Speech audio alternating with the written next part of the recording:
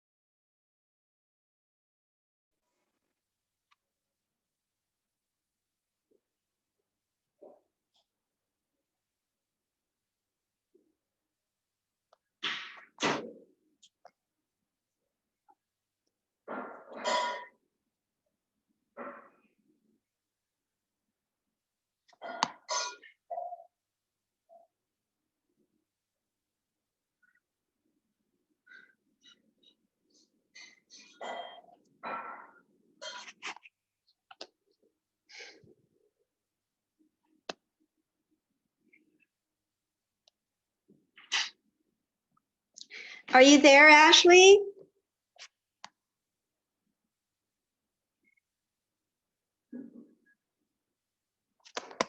Yes, I'm here. Okay. How can I see you? I just have my screen is sharing, so it won't show my face while it's doing that. Oh, so do I do share as well? You don't have to show your face if you don't want to. Are you able to see a slide? Yes. Okay, so that's what you should see. Okay. There's should be a setting called oops, sorry, I clicked my screen again.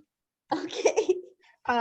There should be a setting that looks like, I'm just trying to find it. Okay. It's a little bit different on mine because I'm the host, but there's like a gallery view.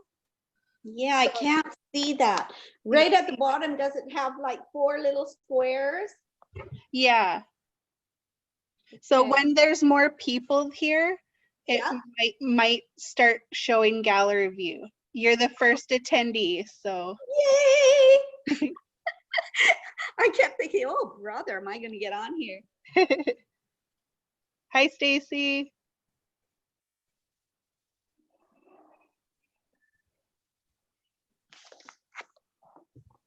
Like, can you see me or not? No. Okay. But I don't have my gallery view on quite yet. Oh, yeah. Okay.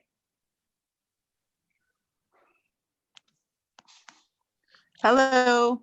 Sorry. Hi. It kicked me out and kicked me back in again. I seen that, and I promoted you to panelist, so you should be Okay. able to have extra buttons.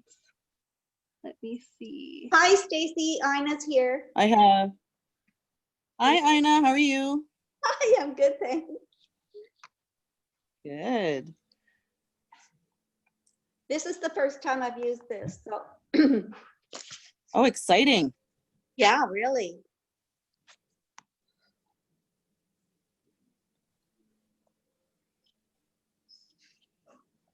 Hopefully, don't get too much background noise. I have construction stuff happening outside my house, and I've got 7 kids in the house. It's going to be chaotic, but we'll see. Well, it's super clear right now. Perfect. Don't hear any background at all. Okay. Oh, good. Thank you for that.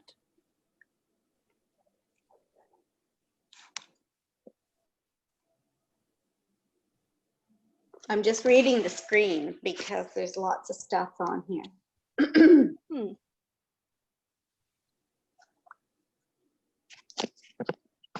So Ina, you'll be able to see if you're on your phone or something, you should have, I think, 4 different controls. Okay. I'm just trying to look here where I saved it. Okay. There should be a chat, a Q&A, and then a few other buttons. Yeah, there's a mute, raise hand, chat, Q&A. Yeah. So Q&A is what we'll be using during the presentations. So Okay, if you have any questions, if you're able to type it in there, we'll read it out and answer that way. And then we'll reopen everybody's microphones at the end of the day for the main question and answer period. That are okay, for off-topic stuff. okay.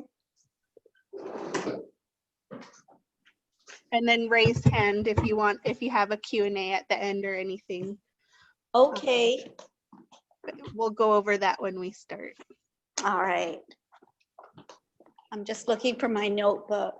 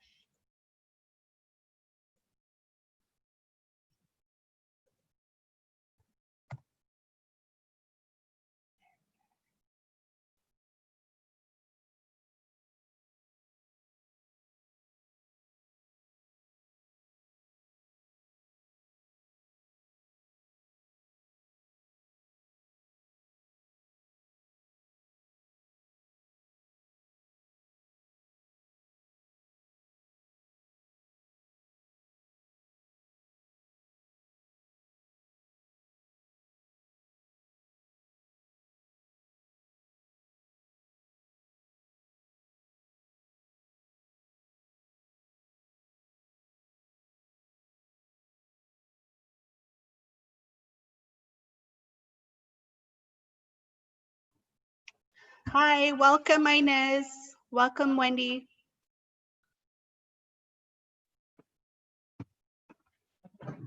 It's turned off. Oh.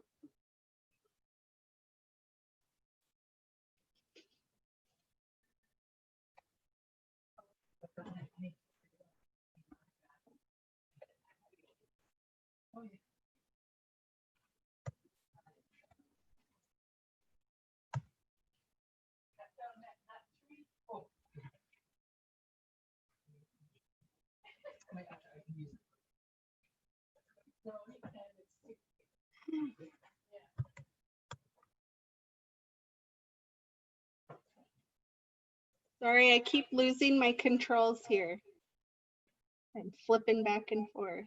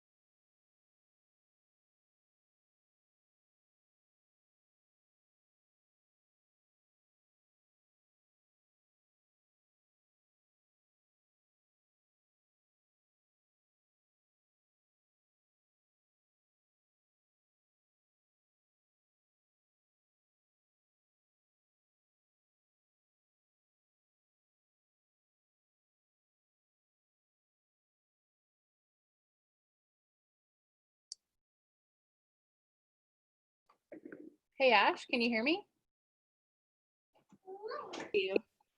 Yes, I can hear you.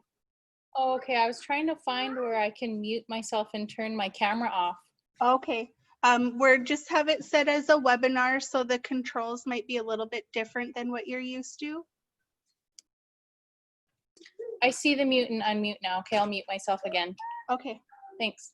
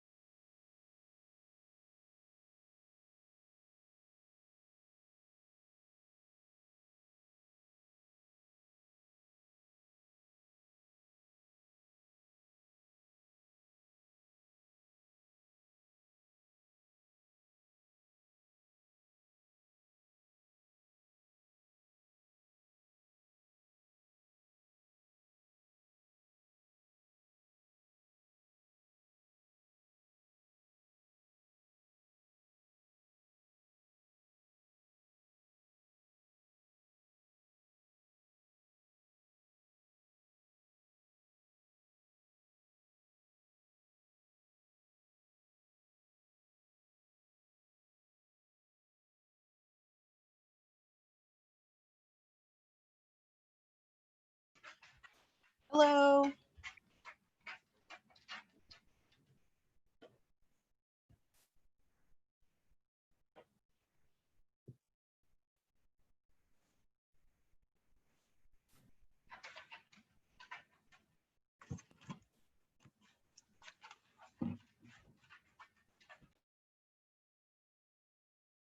Hello? Hello, Mark. Hello, Chief. Hello? My thing's still turning. I don't have any picture. I got sound though.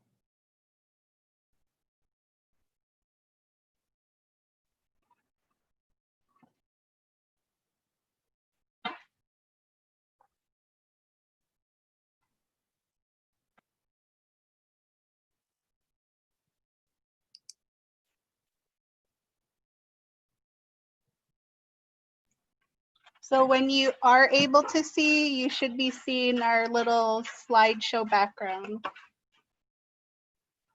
No, all I got is a square that says your meeting should start in a few seconds. If Zoom does not run in a moment, download and run Zoom. Then click here to join the meeting. But I got you guys, I can hear you guys, but I can't see nothing. Okay. So that means your audio is connected, but are you on your iPad No, I'm on my lap, computer? my desktop.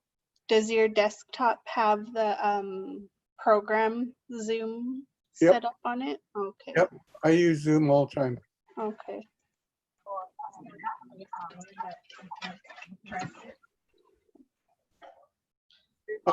I can live like this. You guys can't see me. Yeah,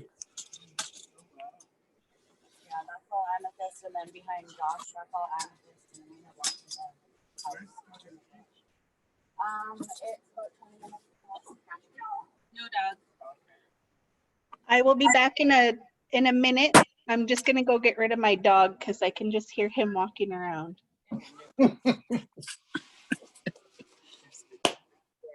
I'm gonna get some clothes on.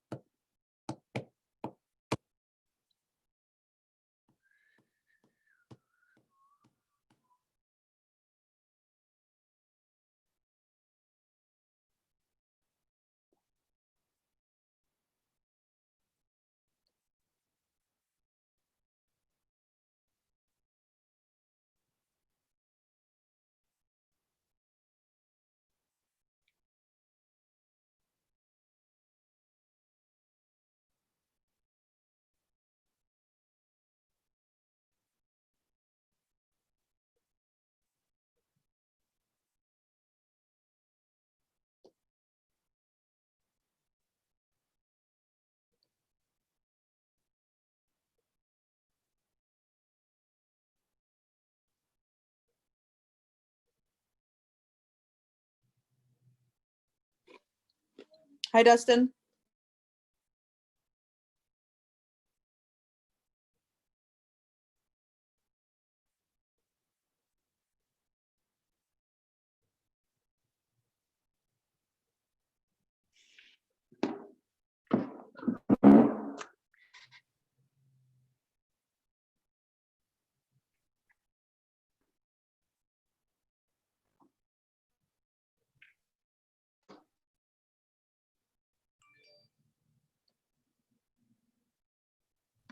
Yeah.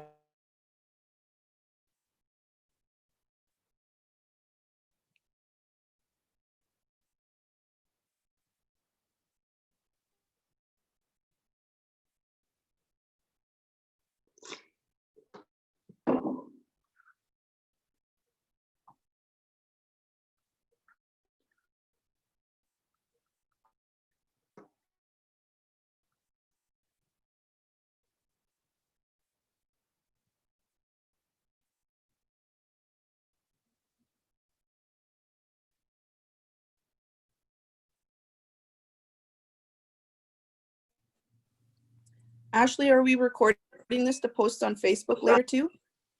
I just added it to Facebook. So you should have a notification to add it to our page right now. I'll take a look. Sorry. I just sent the link or the live feed there. Perfect, it's been approved. Thank Sorry.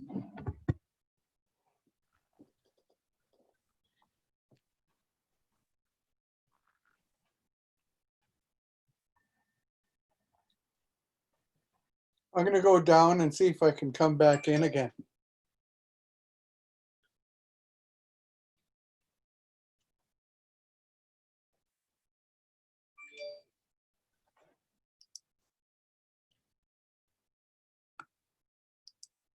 So right now we have all our hosts here and 3 attendees. And I had 18 attendees register.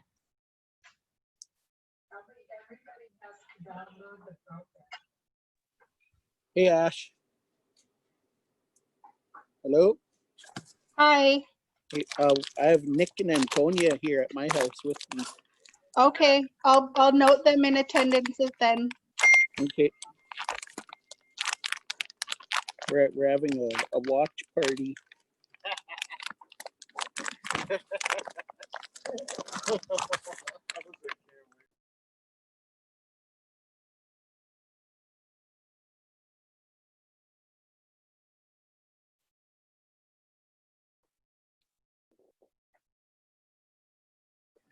So Dustin, I'll leave it to you as chair for when you want to get started.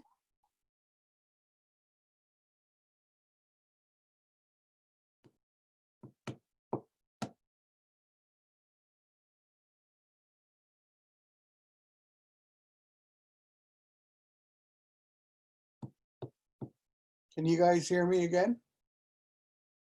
Sure can. Okay, I got the Skowkale First Nation band meeting slide up. Okay.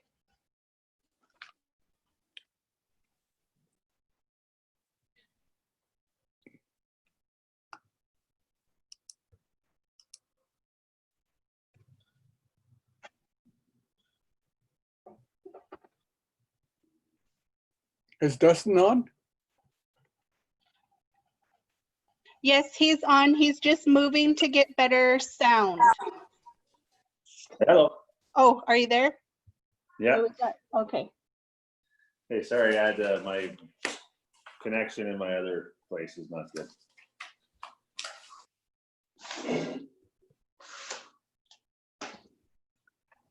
So Ash, Yes. how do we see everybody then that's coming on? So I can stop sharing my screen. Just give me a second here. And that's how we should be able to see everybody.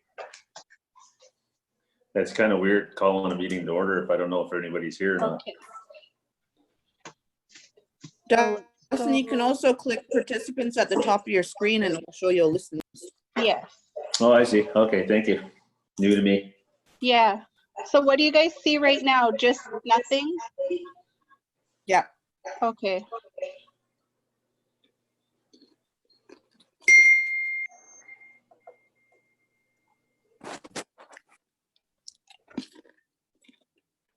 It looks like everybody's here. We don't have Tiff though. We had Tiffany. Oh, I'm in. Yep, she's Okay, there she is.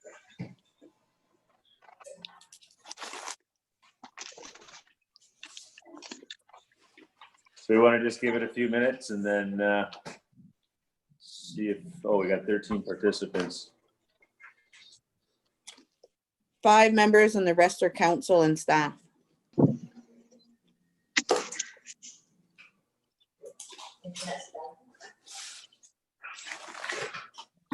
Ash, I think you can put the other screen back up, the slideshow, and maybe have it ready to All go right. for when Dustin's starts. Yep.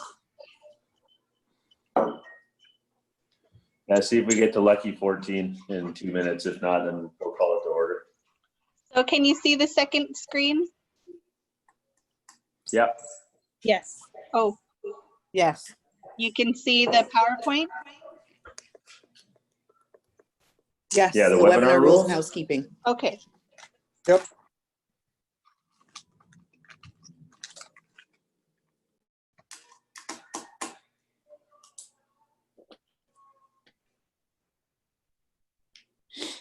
Dustin, we have 2 members watching from 1, so does that make you're 14?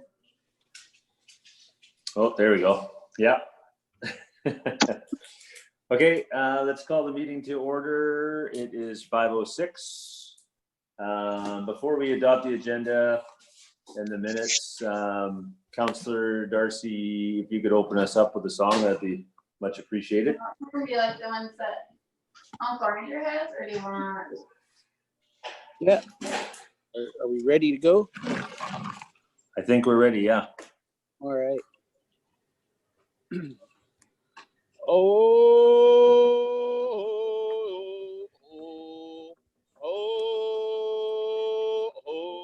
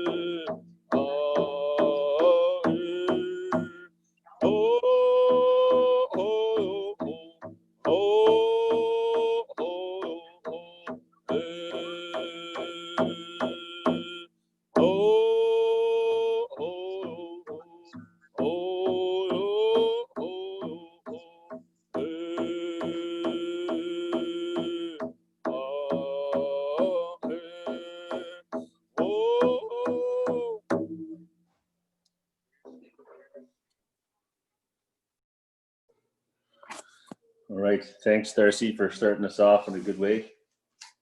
Okay, yeah, this is a bit strange because I feel like I'm talking to myself staring at a screen. I know there's a couple of rules on here, but one of the things I wanted to know too, if we could, when folks are on, if I guess for the panel, if we just keep ourselves in mute until we're ready to talk. If we could do that, that'd be great. Okay, so let's adopt the agenda. We give a few minutes to review, and then we'll get a motion to approve, please.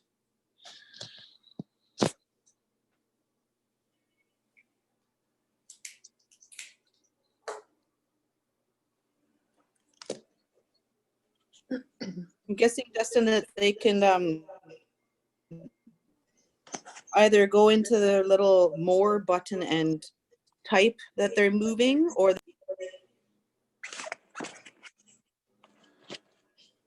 What's the more button? there should be 3 dots on their screen where you can click it to open it, go into chat. Oh, I see. It says raise hand. Oh, that's cool.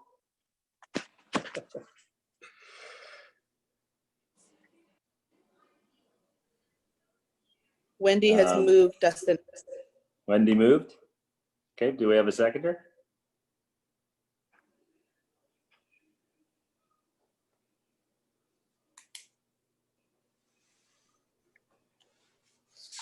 Derek has seconded.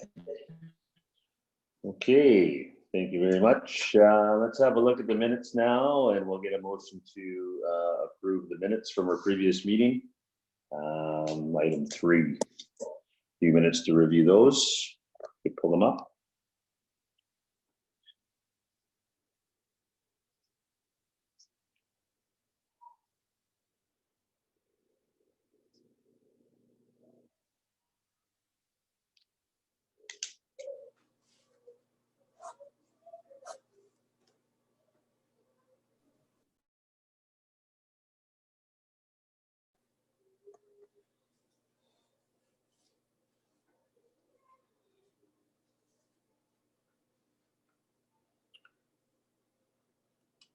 Okay, any questions, comments on the minutes? Edits for later?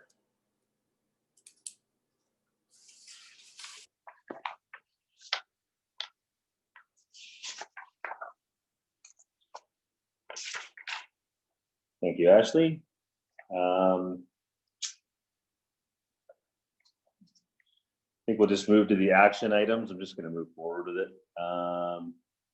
Post-implementation review survey to Facebook. Ashley, any comments on that, Ashley? Just let me unmute myself here. That was done right away, and we had 2 people answer a survey, which was forwarded on to health. Okay, thank you. Another item on the actions is look into cultural sensitivity training for Solo First Nation staff and also our enforcement staff. Can we get an update on where we're at with that?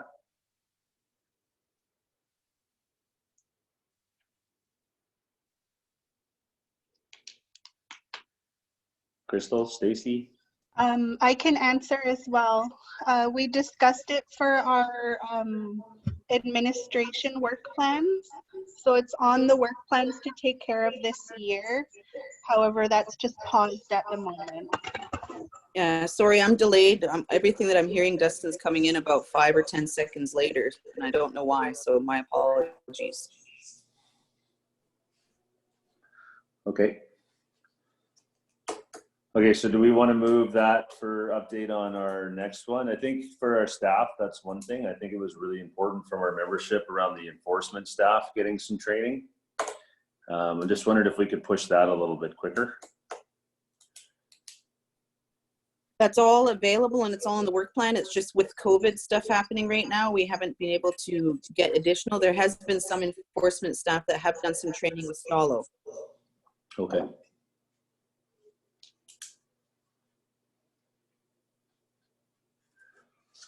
Okay. Any other questions with regards to the minutes? If I can get a motion to approve the minutes.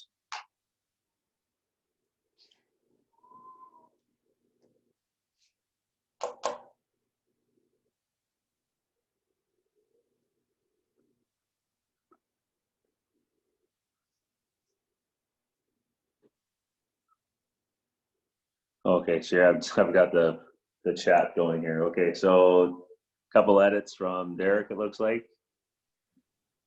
Still Alice training. They're trying to sort out how to move here. Thanks, and as I move. Okay, thank you, Wendy. Seconder. Thank you, Derek. Okay, I think we're a little bit early. We've got a presentation coming from Chief David Jimmy regarding our Chilkoot tribe agreement with Trans Mountain, or non-consent agreement. Just wondering if, Stacy, is there anything in here in your presenter or unfinished business that you think we could cover in the next 15 or something we could move up in the agenda?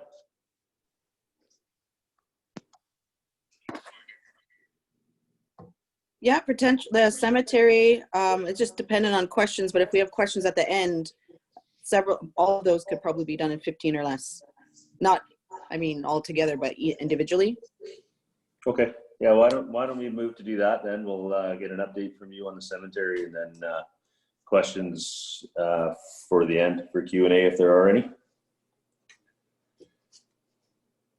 Yeah, sure. Ashley, are we okay to jump to that one first then?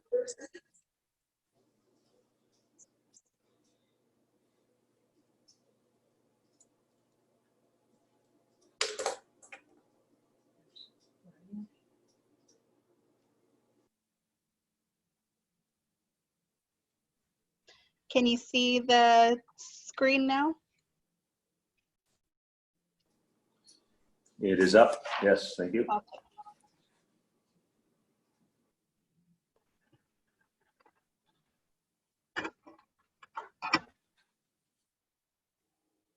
I'm still seeing the member benefit one, Ashley. I don't know if I'm delayed again. It's on cemetery rehabilitation. Cemetery now? Yes. Perfect. So just updating everyone, the cemetery rehab project was part of our capital plan that was approved last year to begin this year. We updated the community in January at the quarterly meeting. We had finished the archaeological work and also presented the information to our cultural committee. And then we started to work with a contractor to take out some of the old trees and things like that that had lived beyond its useful life. And they presented a design that also went to our cultural committee. Are expected to finish the project around June 30th. And the resource center is monitoring the project throughout, just in case. And we also, behind the scenes, are being guided by the cultural committee with the assistance of Ashley, of course, to make sure that we're following all the protocols that need to be in place. And nothing's going to be moved. We have the archaeologists had put some markers in there so that we knew where the loved ones were. So those are going to stay where they are until the work is complete. And then our next piece will be to make sure that they're being marked appropriately. I think the next slide, Ashley has the 2D picture of what it's going to look like. So the gray on the bottom of your screen, if your screen's the same as mine, is showing the driveway in where the road currently is, but now it's going to go into the back where we surveyed to make the cemetery a larger area. There was 2 separate lots there. Now they're all one. So they will be able to have a parking lot for visitors. There's going to be 2 entranceways, one on the top right. I don't know if you could show that, Ashley, with your mouse, but there's where people can walk in just coming from the road where the usual entrance is. And in the bottom left by the parking lot, there's another entranceway there. They can go in. There will be some shrubs planted in there around the outside. The trees and fence will go around the outside. They're starting off at 4 feet, so it'd be 4-foot chain link fence, and then 4-foot cedars, which of course will grow again to be much taller. We also have a walking path that's going around the outside of the entire cemetery. And there's also a gazebo that's going to be put in there in case people need to take a break from the weather for whatever's procedures are happening in there. Again, it's expected to be complete around June 30th. They've ordered the gazebo and the gates, and they've been doing work, as you guys probably have seen, over the last several weeks. It looks quite different in there now, but in the end, hopefully everyone will be able to see the final product. The last couple of months' work will be worth it.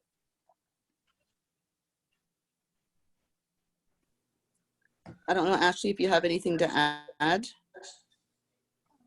I don't have any comments here from anybody quite yet. If there was any questions on this project, but nothing I can add. I'm really excited to see the finished product. It's Mark. How do you access the parking? Parking is right here. Just let me turn my pointer back on. So this is going to be a gated driveway entrance right here. Right off of Hackbillis Road. So the existing road is Hackbillis that comes in now, and then you're going to turn off on the other side of the cemetery to get into that driveway to the parking lot. And again, the fence around the outside is 4-foot chain link, and there'll be cedar trees planted along that fence as well, so that it will grow to provide the privacy that was there previous, but there still will be sun once that part is complete. The road is not paved, Joanne. It's going to be gravel. Where is the old fence lines?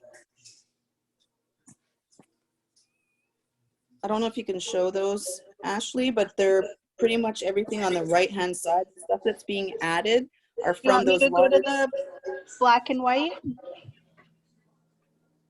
Sure, does that show that part? Yeah, I'm just gonna exit out here for a moment.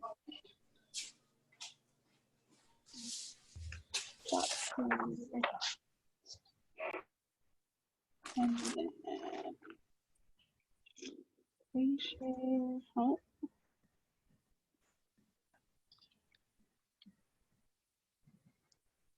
Share screen. It should be up. Yeah, it's up. So do you want to outline that black line where the previous was?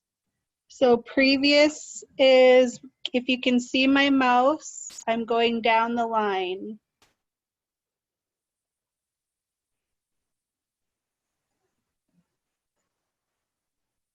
And there's a swirly line there too, Mark, that sideways S, that's indicating the existing cemetery. I guess my thought is that, you know, we virtually run out of space there. We need to look at how we can expand it. But that might be down the road. But just my thinking. Yes, for sure. And we did contemplate that too within the lot that's there. And on the right-hand side of the existing, there's all that space there. And in the back, there's still space there. It'll be all mapped out too for this afterwards for the cultural committee too, as part of the cemetery policy piece that they'll be working on developing. Yeah, and I can provide some additional comment to that as well. When we map it out on GIS in plots, there's space for an additional 30 plots right now, burial plots. Plus, we are looking at a columbarium or other options for people who choose cremation, so that they're not taking the burial plot area. We would like to see something go in the outside area for that option as well. So that's an additional added space.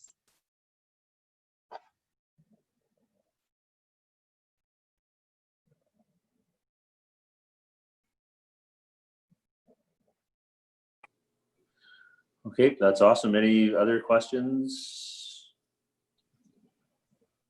Don't see anything on the chat.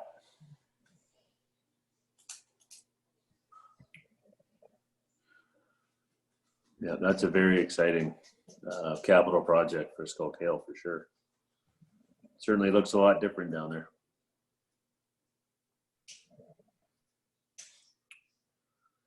Okay, well, we got a couple minutes before David jumps in. I'm not sure how do we know when David is on?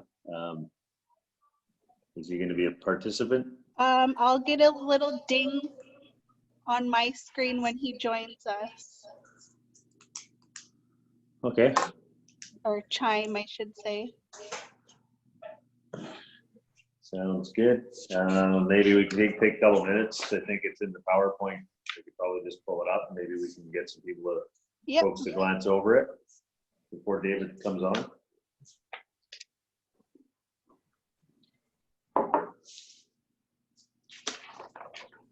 Might not be a bad idea because I'm sure we'll probably have some questions afterwards. Actually, is that part of it?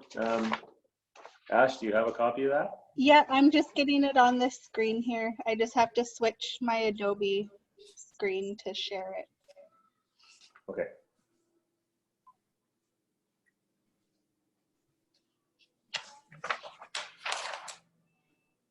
Can everybody see it? I'm actually gonna switch it. Share.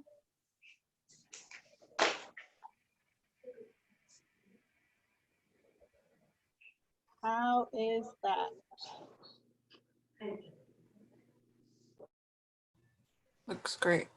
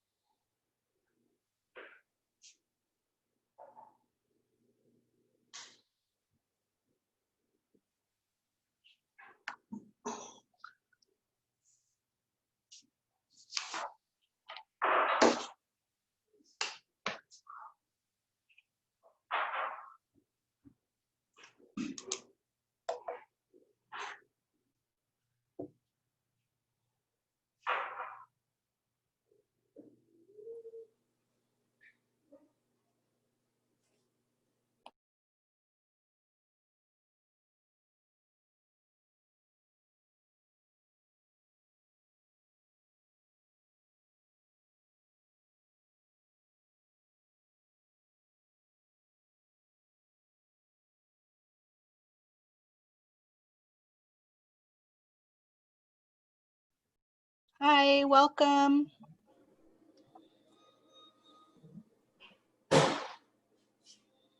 Hello. Hey, David.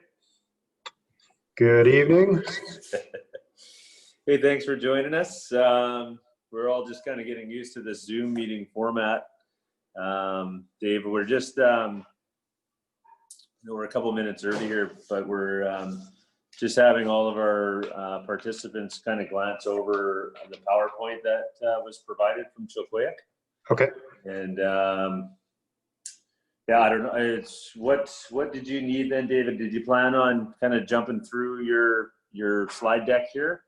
Yeah, I mean, I had offered, you know, I know as communities were presenting the information out to membership and just the support, I had offered to help in any way that I could. So I'm happy to kind of, again, provide a bit of background or, you know, run through some of the work that we've done and how we ended up kind of where we are today.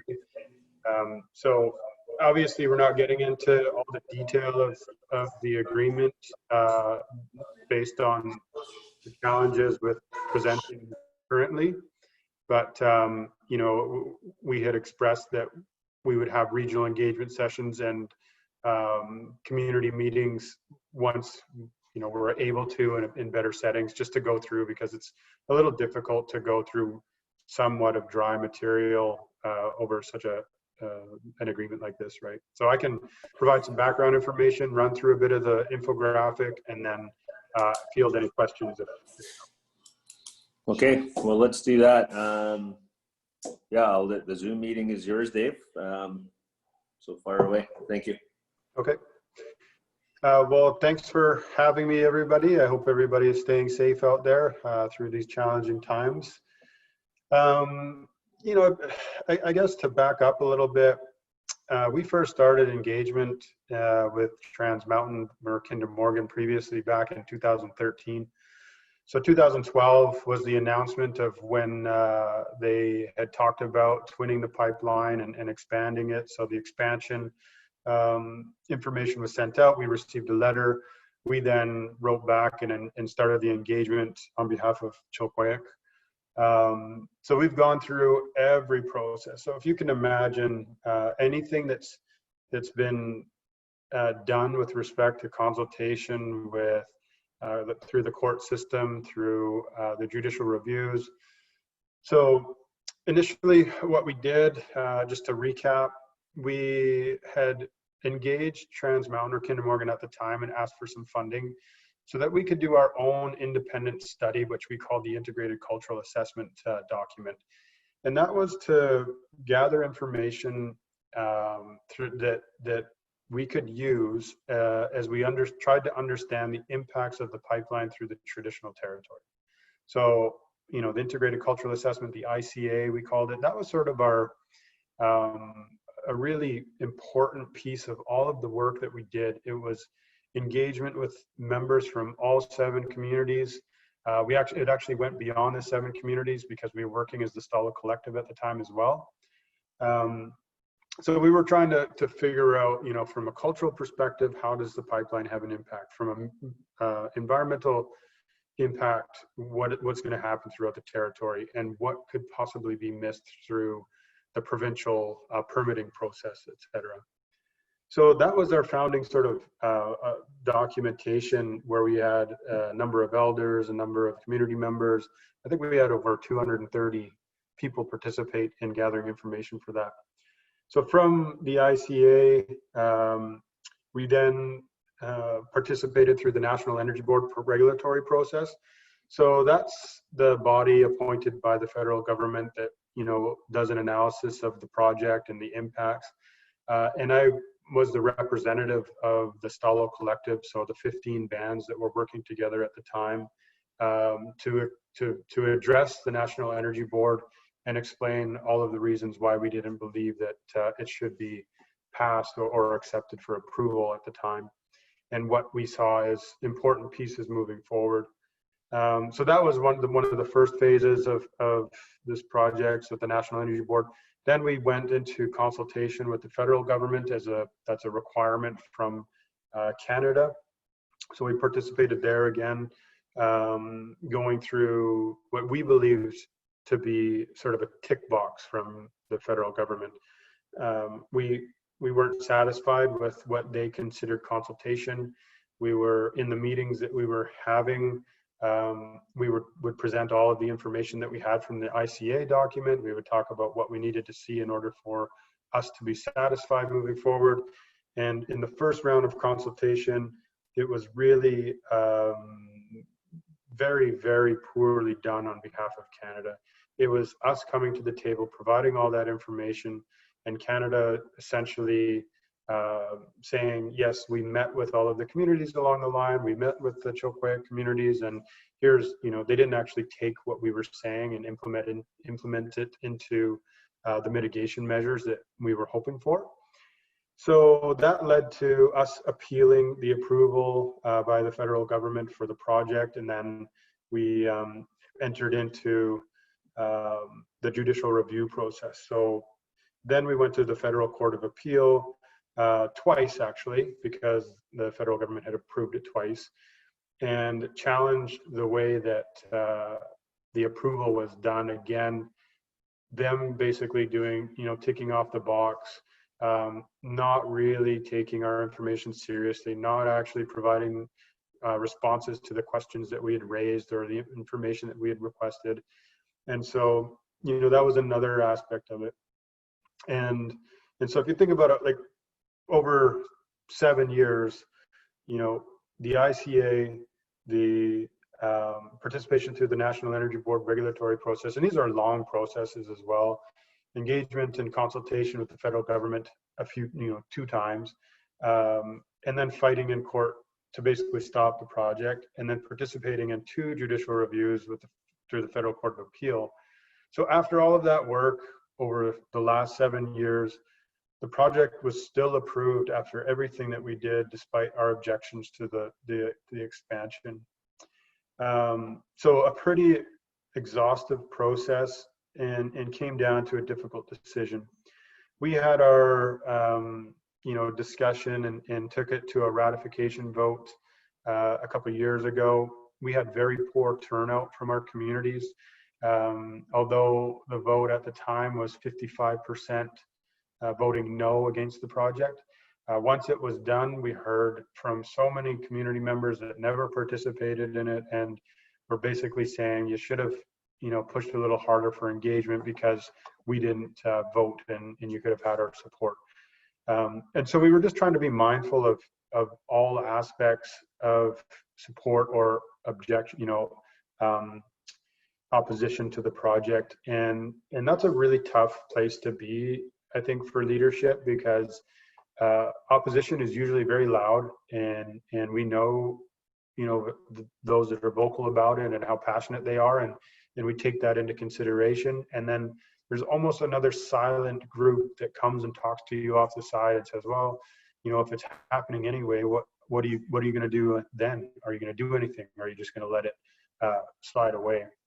And so the difference, a big difference compared to that 2017 referendum vote, that agreement was based on a consent agreement.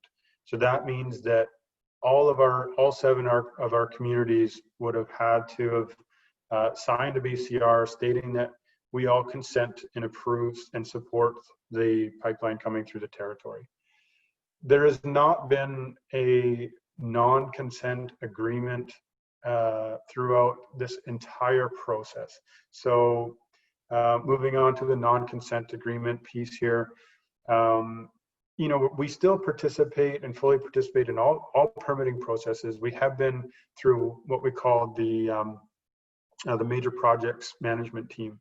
And so we put our technical experts with the group that review permits with the province. They take our input. It's a very long process. We try to advance our concerns and environmental sort of mitigation measures again through that process. So the non-consent, I don't want to beat around the bush too much on this. We wanted non-consent language in there because we didn't want to come out like everybody else, saying that we support and are providing consent to come through the territory. And it opened up the door to have a couple of some opportunities within the agreement so that, you know, our members are not restricted in what they do. If there's opposition and want to protest, they're completely free to do that on their own. It's just if a community is leadership is going to go out and participate in the protests, Trans Mountain may look at it and say, you know, we need to discuss this because it's a part of the agreement that if you're going out, even though it's a non-consent agreement, we're not looking to see those that have signed in participating in protests. So if that happens, and any community at any given time can walk away from this. There's a payment schedule, and you know, like you get a certain amount upon signing, and then a certain amount that's based on the completion of the project, and then a certain amount annually for 20 years.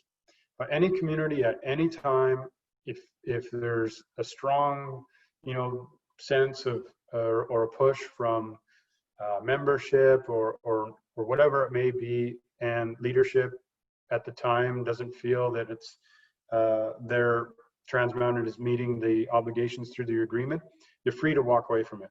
And all that happens is you no longer receive any payments through the agreement, but you also lose the opportunity for the insurance coverage in case of spill, you know, all of those other environmental and cultural heritage protection measures that we've got in there.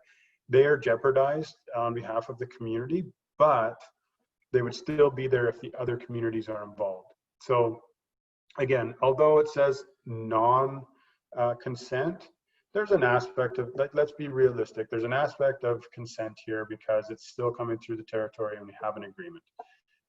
We felt that we did win some concessions in this agreement based on that type of language.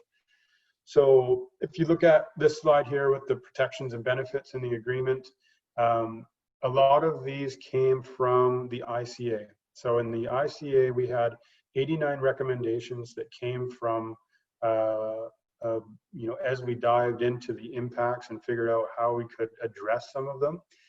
That's where these 89 recommendations came from. And that's what we used in our National Energy Board submission. That's what we used when we were doing the engagement and consultation with the federal government. That's why I said earlier, it's such an important document. So just to highlight a few things that we've identified under the 89 recommendations, Halcomelo signs throughout the valley, you know, support for cultural programs and events, baseline study through the Chilliwack and Better River. We wanted to have our own independent monitors, and that was something that was important because a lot of times, you know, when you have proponents like Trans Mountain come through the territory and they say, oh, we've got Indigenous monitors on site. And Indigenous versus independent provided by Chilkowiak or by Stalo are totally separate. And that was an important piece for us. So we want to have our own independent monitors that are familiar with the territory, understand, you know, when we're dealing with, let's say, just for example, specific plants and medicines in an area that only, you know, one of the monitors may know that's from here, as opposed to a Indigenous monitor from Alberta or Saskatchewan. And so same with, you know, burial mounds, a monitor that's going to recognize those right away and say, hold on, like, let's put a halt to this again, versus someone who's not from the territory. So that was an important piece for us. We talked about fish habitat restoration because of the potential impacts. We understand, you know, and we've pushed this from the beginning. Stalo, meaning people of the river, we've always been, had a very strong connection and spiritual and cultural connection to salmon. And we understand that the increase in tanker traffic through the Burrard Inlet is a very scary situation for us overall up the Fraser River. And so if there's an opportunity for us to do fish habitat restoration outside of the Fraser, so maybe it's in the Vetter, maybe it's looking at the potential of even purchasing a hatchery if possible on behalf of our communities, like, you know, the Chilliwack Lake hatchery, that type of thing. That's why we put this in here. Scholarship fund and bursaries, we want to be able to support, you know, students again, anybody that's in post-secondary or even in trades training. We wanted to develop some programming there. And then the tribe emergency management support and planning. So as we're going through this pandemic currently, you know, we're identifying a lot of gaps in communities, and that's just this pandemic, you know, never mind flooding, never mind forest fires, never mind earthquakes. So this has been a big wake up, and this was an opportunity that we could provide some additional support through the agreement into communities to do their own work. So right now we're currently developing a series of environmental management and safety and cultural heritage protections for the expansion. This is a bit tough because the project is moving. Permits have been, you know, getting approved, and some of the work that we did through the ICA around looking at baseline studies and stuff like that, the window may have already passed. So that's something that we always had to keep moving in our environmental schedule through the whole discussion and negotiation of the agreement. You know, there's some business, employment, and training opportunities. This was a tough one. When we talked about procurement, so procurement meaning job opportunities or contract opportunities for communities or businesses within the territory that owned by our people that could contribute to the construction of the line. We don't have a lot of that capacity. We have partnerships and those that we're going after it, but this was a tough one to put a number on. So I think a lot of the contracts have been negotiated already, but we still wanted to have a voice to be able to say, okay, look, have you discussed with so-and-so? If somebody comes to us and says they have a, you know, a pipeline building experience or whatever it may be that could lend itself to this project, then we want to be able to advise Trans Mountain that we have that capacity.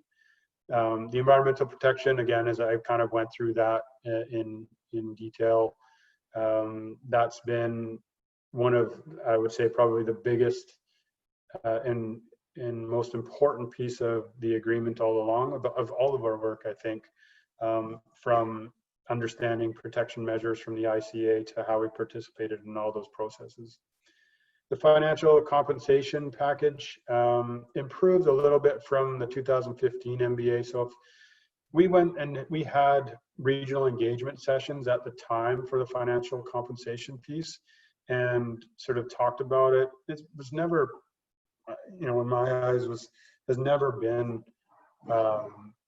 something that we should all be blown away by, because you start splitting up numbers between 7 communities, you start splitting it up over a period of 20 years.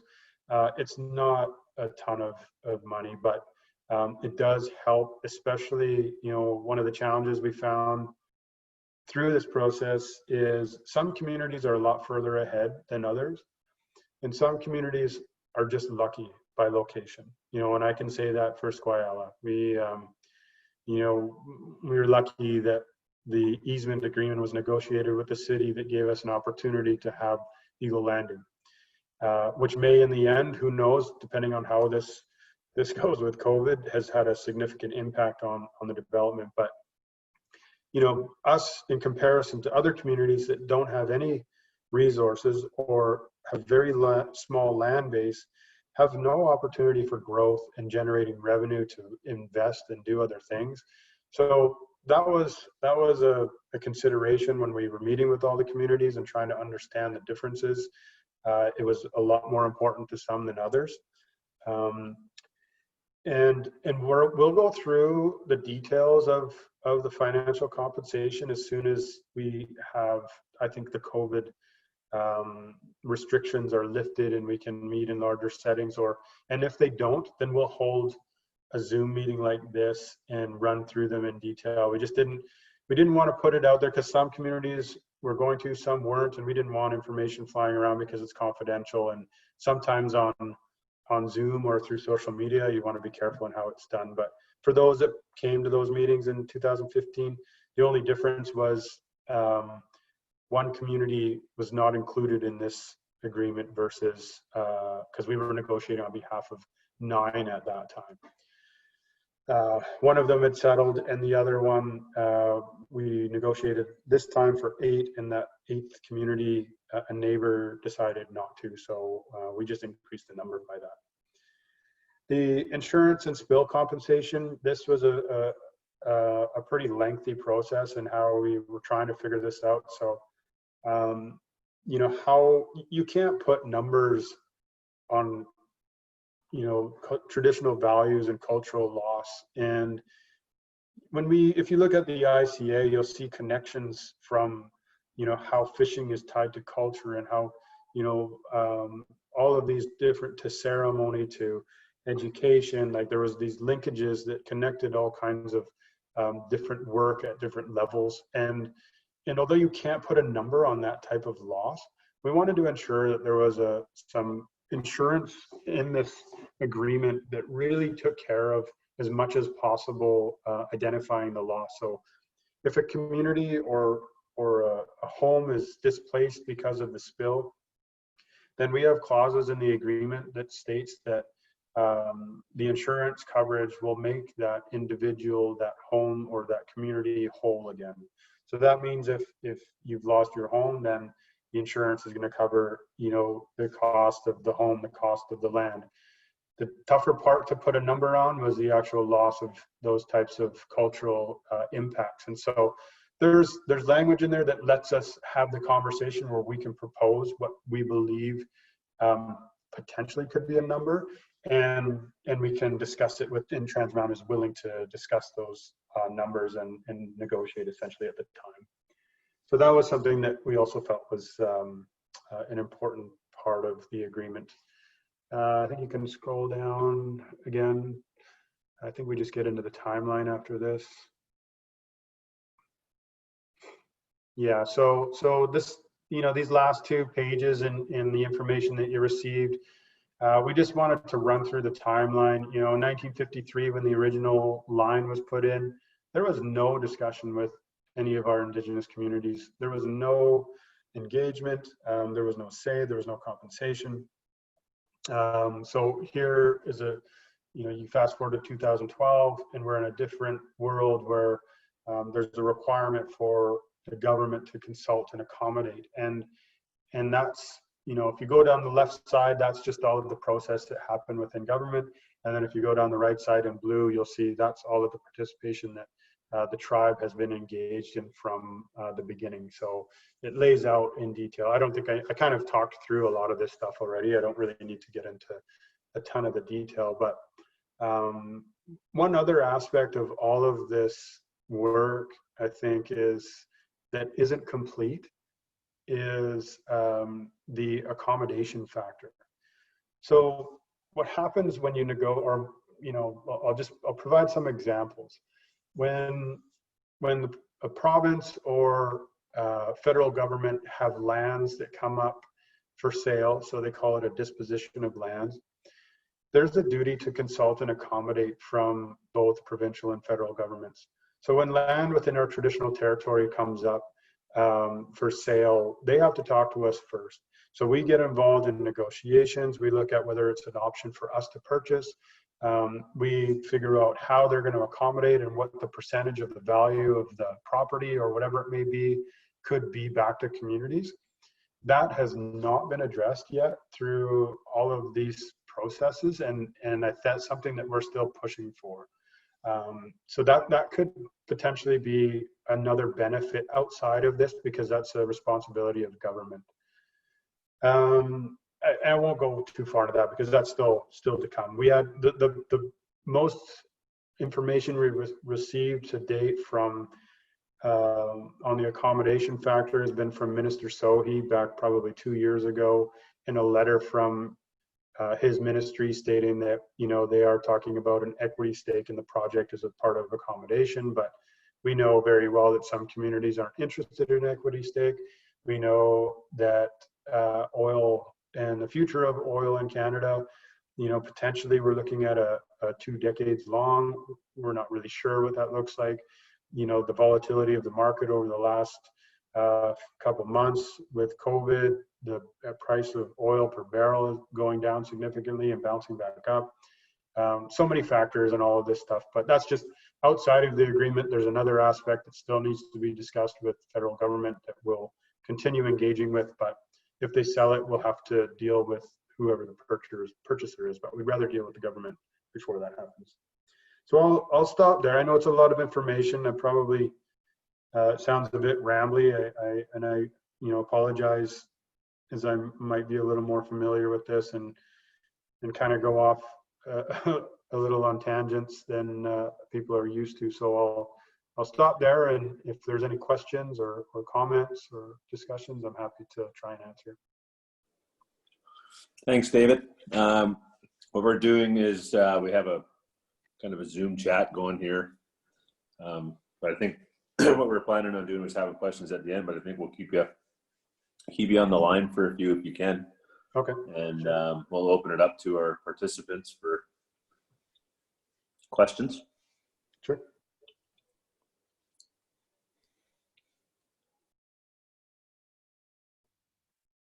Mark Point, thanks for the presentation, Dave. That's very informative, and I guess it's the best we can do given the conditions today. And so everything is in progress, and we won't know where everything is until I guess we get over this COVID stuff and get meeting face to face again.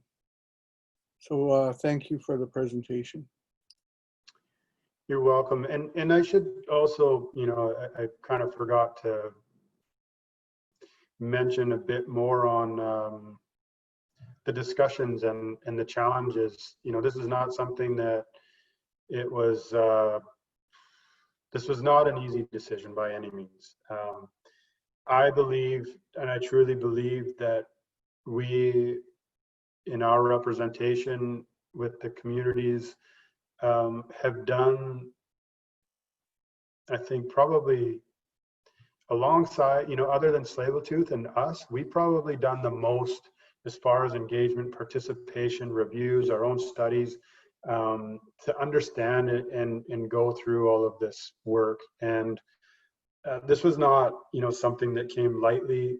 There was a ton of discussion. There was a lot of apprehension. There was a lot of just questions, and there are people that don't support it, and we get that. I've had a hard time trying to manage and balance all the different views when we were doing the regional engagement sessions on having,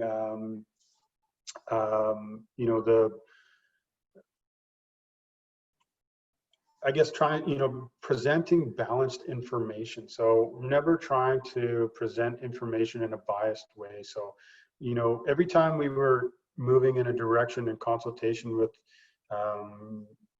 community or with government process, with court process, with discussions with Trans Mountain, we kept every door open along the way. And that was a tough thing to do because Trans Mountain tried to kind of corner us quite often to say, well, if you keep going down the path of going to court, you have no opportunity for an agreement if you do this and that sort of thing. So I just want to, really reiterate the fact that your leadership had an extremely challenging time in trying to go through this process, and leadership from every community that I've talked to has gone through the same. Not easy. And in this case, I think, when we talk about a consent versus non-consent agreement, that is why you also didn't see a ratification in this vote. If you have a consent agreement, you have to have a ratified community vote for those agreements. In this case, without needing consent, we didn't need to go down the ratification vote. And we had a very small window. I'm actually very surprised that this agreement was even done. This agreement was done after we'd lost in court several times. We'd lost in the judicial review, and the government had approved it again. and we could never stop it. We could only add, to advocate to have our concerns and environmental mitigation measures met, but we could never actually stop it. Like once we got so far down the line, we knew that wasn't going to happen. And so to have government approval and still, reach out and say, hey, is there an opportunity here? Like, we know the door's closed, or it's been, we already had, gone through these discussions. And they came back and said, they wanted to be open-minded and have these discussions. So I'm actually surprised that this agreement was done when they really didn't need to.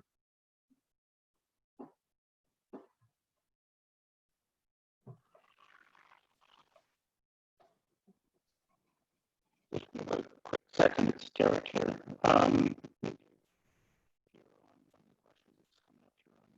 Chat just talks about kind of community involvement. It goes beyond just what we mentioned so far around ratification.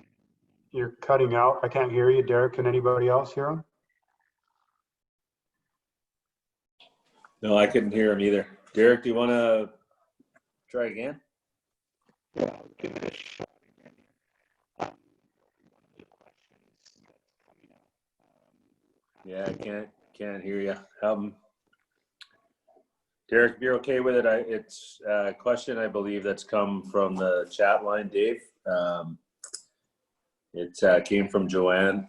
It looks like, let me see here. I'm going to try and catch up on the chat. It's filling up here. One of the questions, Dave, that came from our participant, Joanne, is it possible to have more community involvement with the tribes? Derek commented on that he'd look for an update from you, Dave.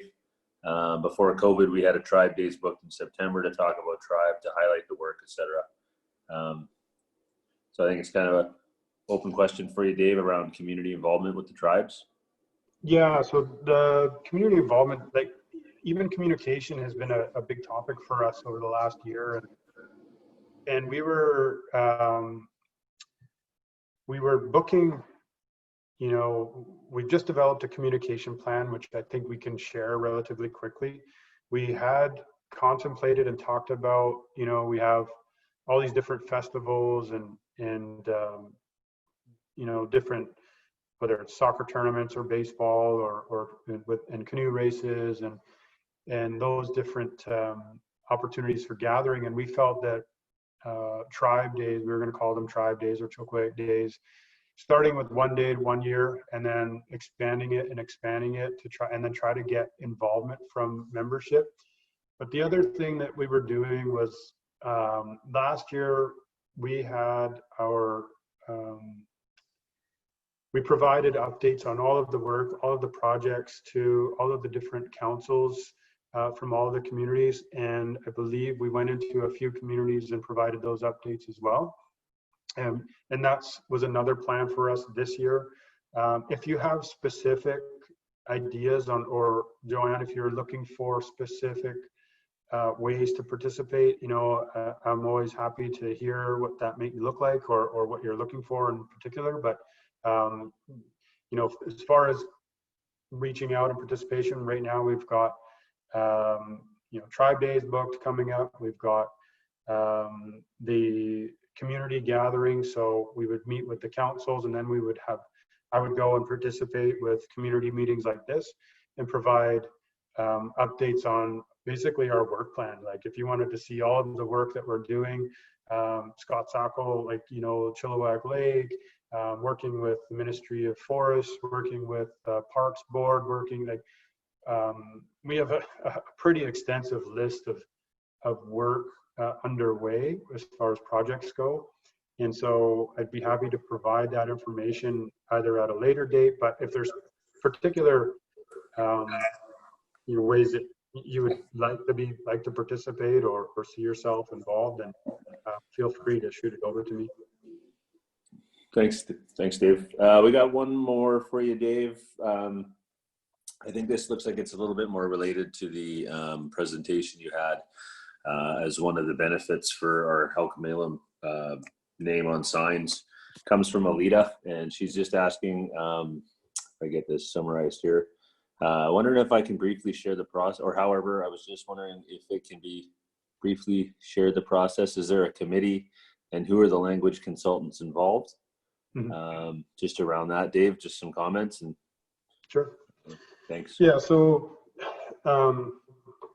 protocol has been, I've now been in the role of chief for 10 years and as president with Skowkale Nation Chiefs Council and president with Skowkale.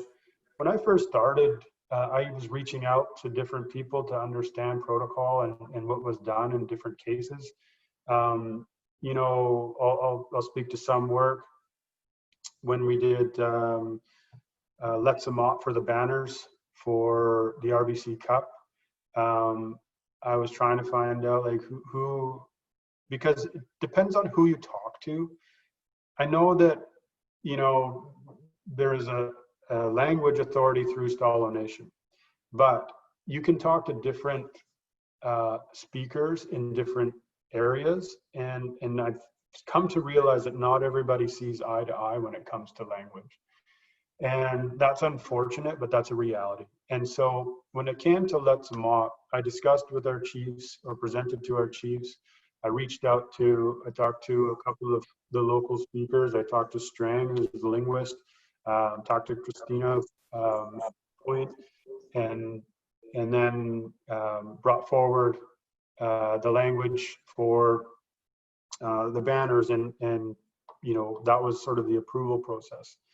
The same thing, when there's different signage. I haven't been involved in every sign, but the ones I have, it's been reaching out and finding out from confirming first with someone like Strang. You talk to other linguists or those that have the designation here, and then there's never been a formal approval process that I'm aware, or no one's told me. I was actually quite surprised to learn that that there was a language authority. And so, this being new, this has not been presented to the Skowkale Nation Chiefs Council. This has not been presented to the Choquayak, leadership as well. And so this is something that's kind of being done internally. So processes like that, the school name, I can speak to that one too, just recently, as I was a part of that committee. And this was a very, short time frame. One of the Skowkale members, Sandia, had reached out to talk about the importance of having a submission from, recognizing the importance of the location being part of our territory. We needed to get, she was so passionate about it and wanted to get a submission and think about names. And so she reached out to myself, she reached out to Chief Epp, she reached out to Keith Carlson, who's got, a very long, extensive relationship here in our installer territory, and a lot of the research that he's done. He's worked on, I don't know how many projects over the years. And then I had reached out to Strang again to confirm writing or how it should have been written. And then reached out to, because normally in that process, we would have also reached out to the elders group and talked with them. We would have taken it to the chief's table, but this was a very short time frame, so there wasn't an opportunity to do that. Plus you had COVID sort of transitions as well, which was really tough to manage. So in this case, I think I was happy to participate, but I recognize that not everybody thinks that it was there was enough consultation or engagement. And I struggle with that because I go by and think about a lot of the teachings that have been passed on. And even when I went through that process with the other signs or participation with language, I spoke to a lot of the elders, and they would always tell me the same thing. They would say, if you approach this and you do this with a good heart and a good mind, that's the way that you do this. You're not going to be able to reach out to everybody. You're not going to be able to make everybody happy.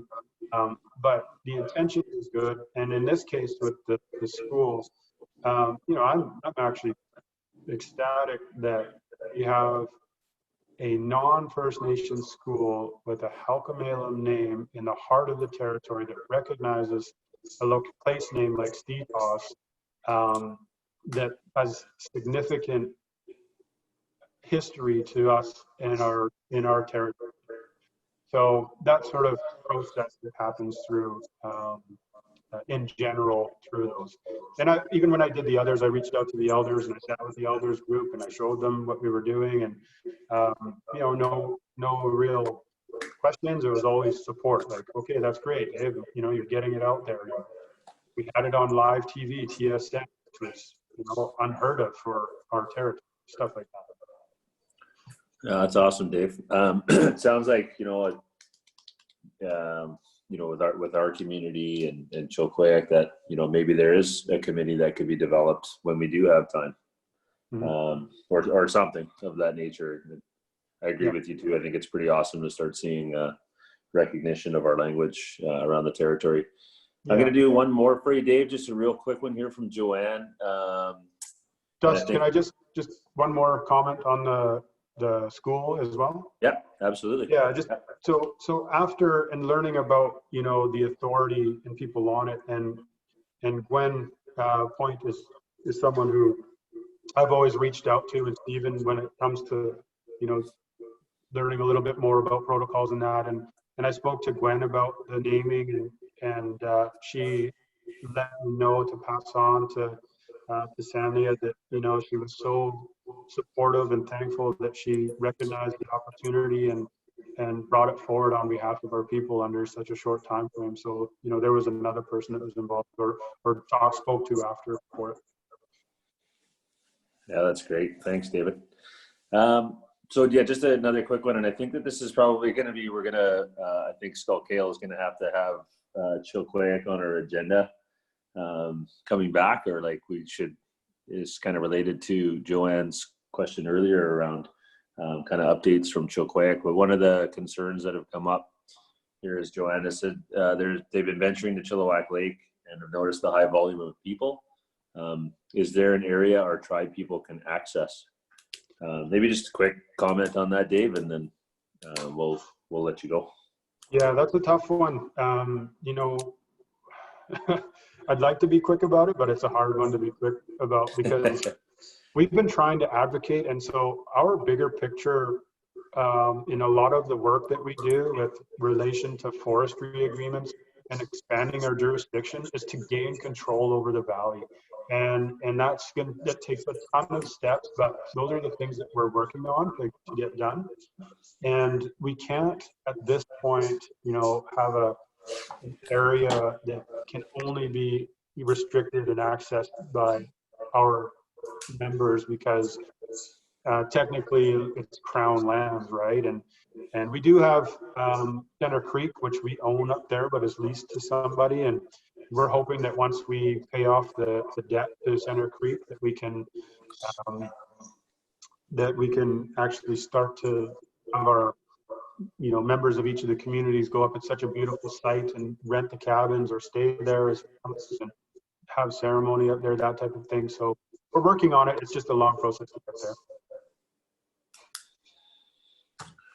All right. Well, that's a wrap, Dave. I think until next time. Sounds like we'll probably have some more questions for you in the coming weeks here. But really appreciate it.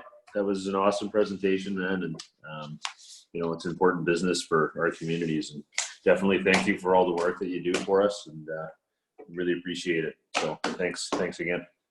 Thanks for having me. And, happy to jump on at any time and provide updates. And maybe we'll start thinking about the broader communication on updating workload, which could take your entire community meeting, but happy to do that as well. So thank you. That's good. Thanks, Dave. All right, guys, have a good meeting. Appreciate it. Okay. All right, so we're still good. That was Derek's portfolio. We okay to move on to you, Chief? You're next on our list there.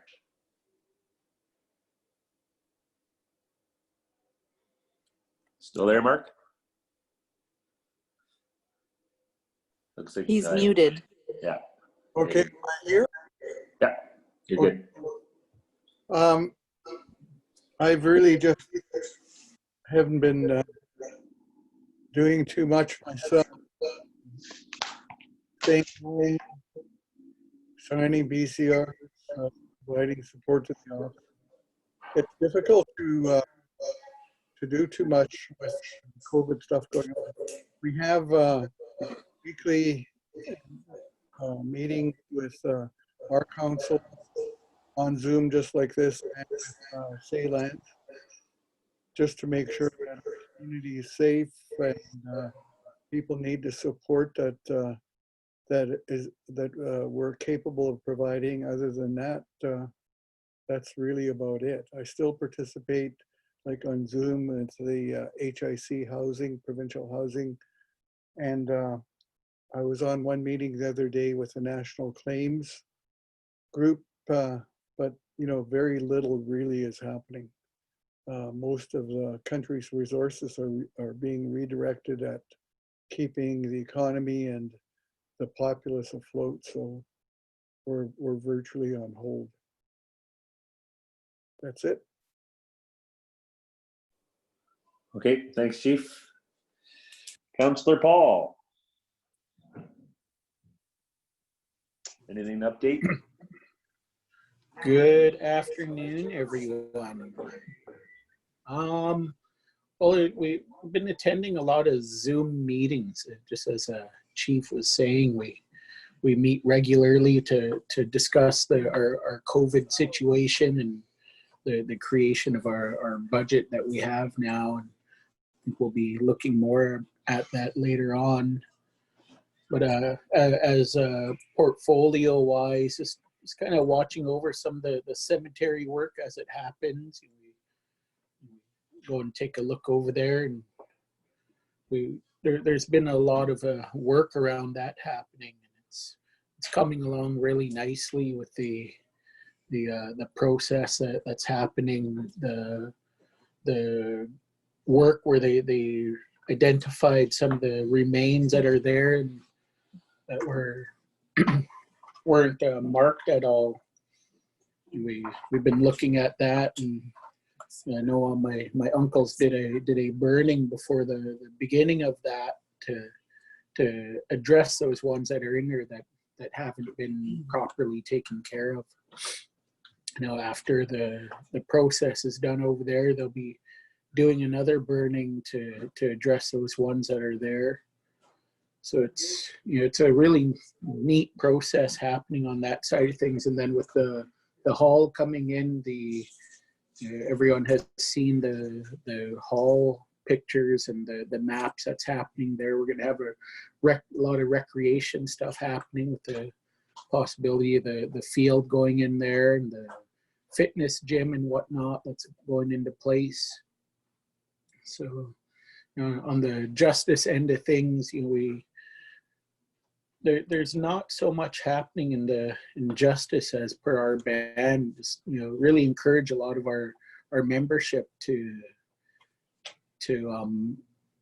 keep an eye on your personal belongings and not leave them out where people can access them and potentially steal them. We've had some calls come forward about different situations happening, and that's kind of the message we pass around is to keep an eye on your belongings and make sure everything's locked away and safe. During the hot weather like this, with COVID-19 happening, we notice that there's a lot more activity in town here of the homeless population being on this side of town. So we get a large amount of people that cruise around Chilliwack River Road, and they see, if they see something out and it's accessible for them to get their hands on, they will. So really encourage people to keep your belongings locked away safely. Other than that, I don't have much more of an update. Thank you. Thanks, Darcy. I'll be quick. I've got a couple of the capital items later on down the agenda. So the same, it's been great getting caught up with Chief and Council on our weekly Zoom meetings. I think there's been a lot of really good work happening from our staff and admin. So thank you to all of them for our community. And I think we've got a little bit of that will probably come up over the COVID-19 stuff down the way. So with that being said, as far as capital goes, lots of opportunities still out there. Been speaking with some folks, mostly over the phone and Zoom. There's a lot of opportunity. A lot of folks, a lot of our neighbors still want to do a lot of business with Skowkale, and I think that's pretty exciting. And it's, in my opinion, is attributed to the good business sense that we have, and good financial situation that we're in, that we're going to be able to have some future opportunities. So with that being said, we do have an update coming up here on the unfinished business side of things. So I'll just chime out from there and move over to Tiffany, please.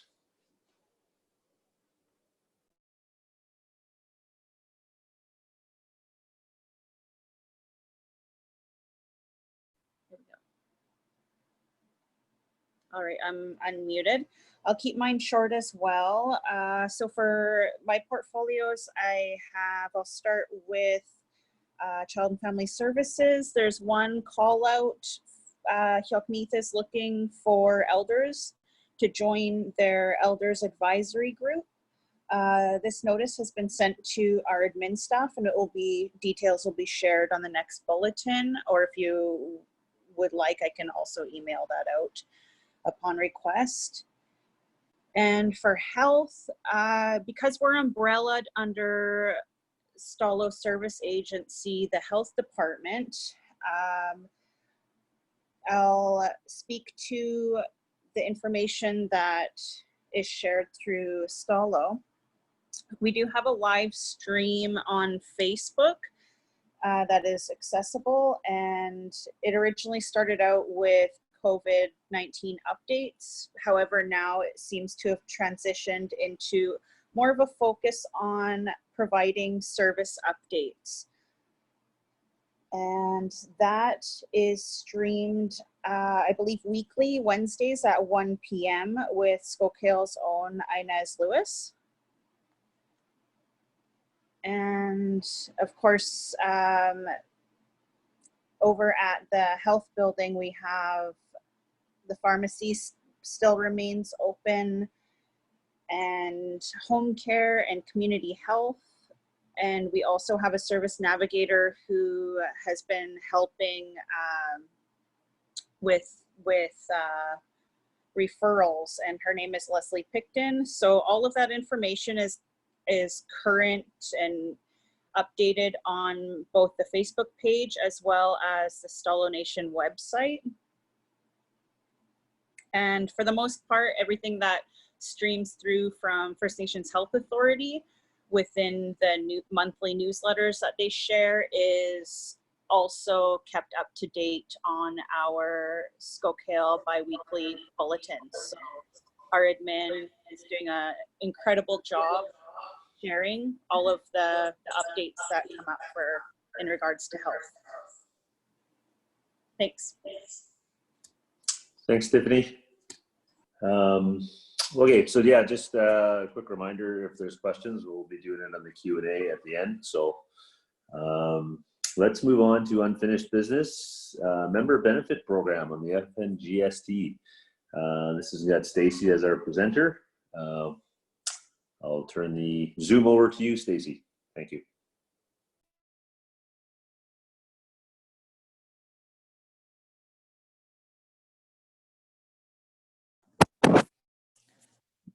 Sure. Ashley, can you pull the rest of it up on the screen?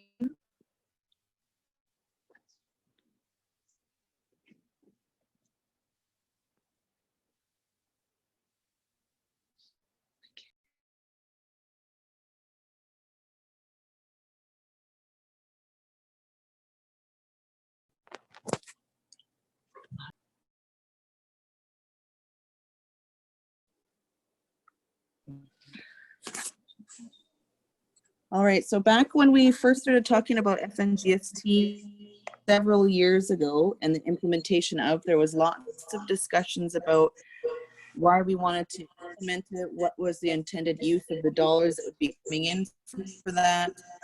And there were a large variety of them. And since that point, we've been meeting regularly with our finance committee and other committees to get ideas into what we have now coined the member benefit program. So there's a percentage of the FNGST that's been set aside for this program, and to roll happening, we are now rolling it out as of today. So this program is, I said, about 20% or 25%, between 30%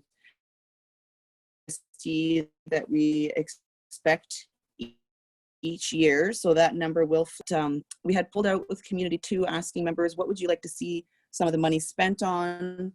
So in summary, there's a lot of consultation and discussion about where we wanted to go with this. We also were lucky enough to see what some other communities who have.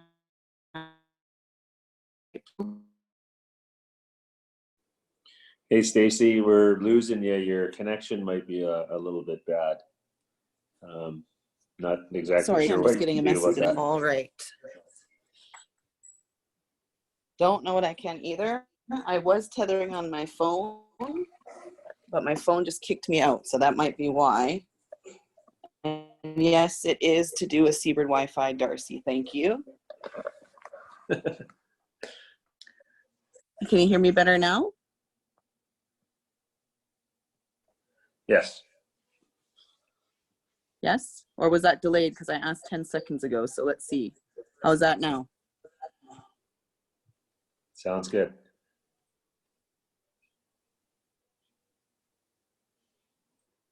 Good? Okay, perfect. So this on the screen is a summary of some of the program. We have sports, leisure, and recreation, which we had in place before with the donations policy. These are for health and fitness related activities.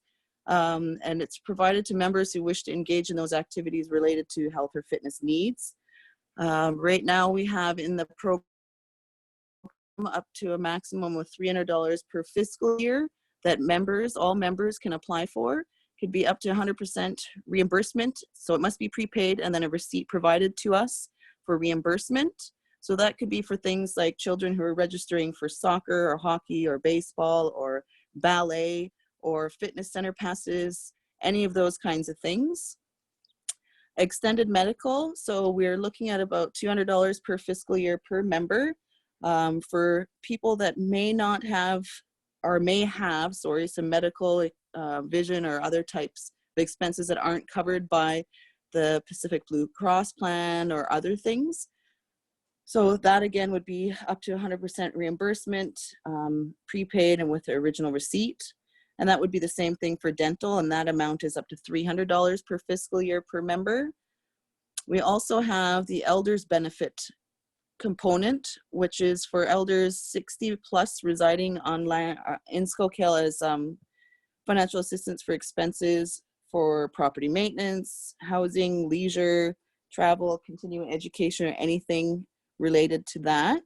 That's up to a maximum of $500 per fiscal year per member elder.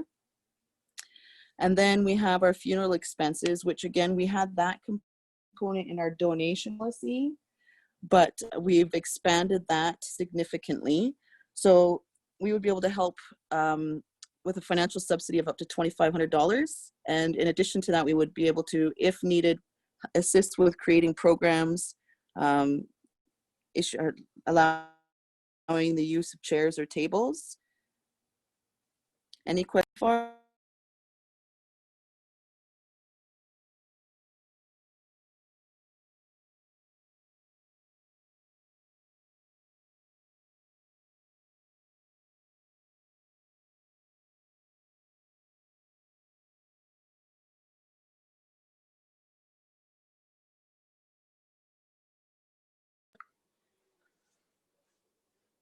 Sounds like we lost Stacy.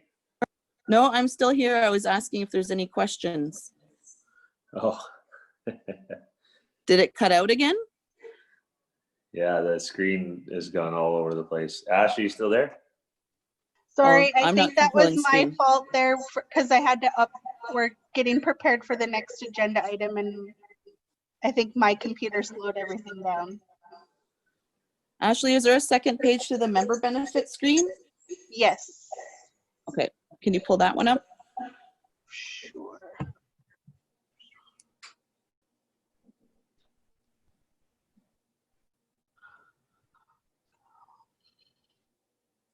There's There's page a one. third page as well. And here's the second page. So we also had hospitalized okay, thank you. The hospitalized family travel, this one was in the donations policy previously as well, but this is to support immediate family members if they have a family member in the hospital 100 kilometers or more away from community. So that's up to $500 per fiscal year. And more information about that is in the booklet. We've created a booklet as well that will be available to all members. We have home development services. So this is only available if the government subsidy is not. So currently for members that are building homes on Skowkale lands, we can apply to the Indigenous Services and get a subsidy for new construction. There's always been a fear that that may not be accessible at some point. So we created this to be able to offset that if that ever does happen. But again, that's only if we don't have access to the government subsidy anymore, just to make sure that everyone has access to a subsidy as it has been in recent years. That's once per lifetime though, if we do need to use that. Home construction GST rebate. So after implementing FNGST, members that are building on Skowkale lands will have to pay GST. However, through this program, we are going to be paying GST from Skowkale funds from the FNGST. So with that, you would just submit a copy of your construction related invoice, and then we will pay directly to the company that's issued the invoice the amount of GST. And the bonus for that part is that Skowkale is registered with municipal status and other such things that allow us to be able to collect back that GST. So we'll be paying it on behalf, but we'll be able to collect it back as well to put it back into our programs. Private tutoring is another benefit that we have in this program for school-age kids that may require tutoring, and it's up to $2,000 per fiscal year is in the budget. And again, it's prepaid and the original receipts are required.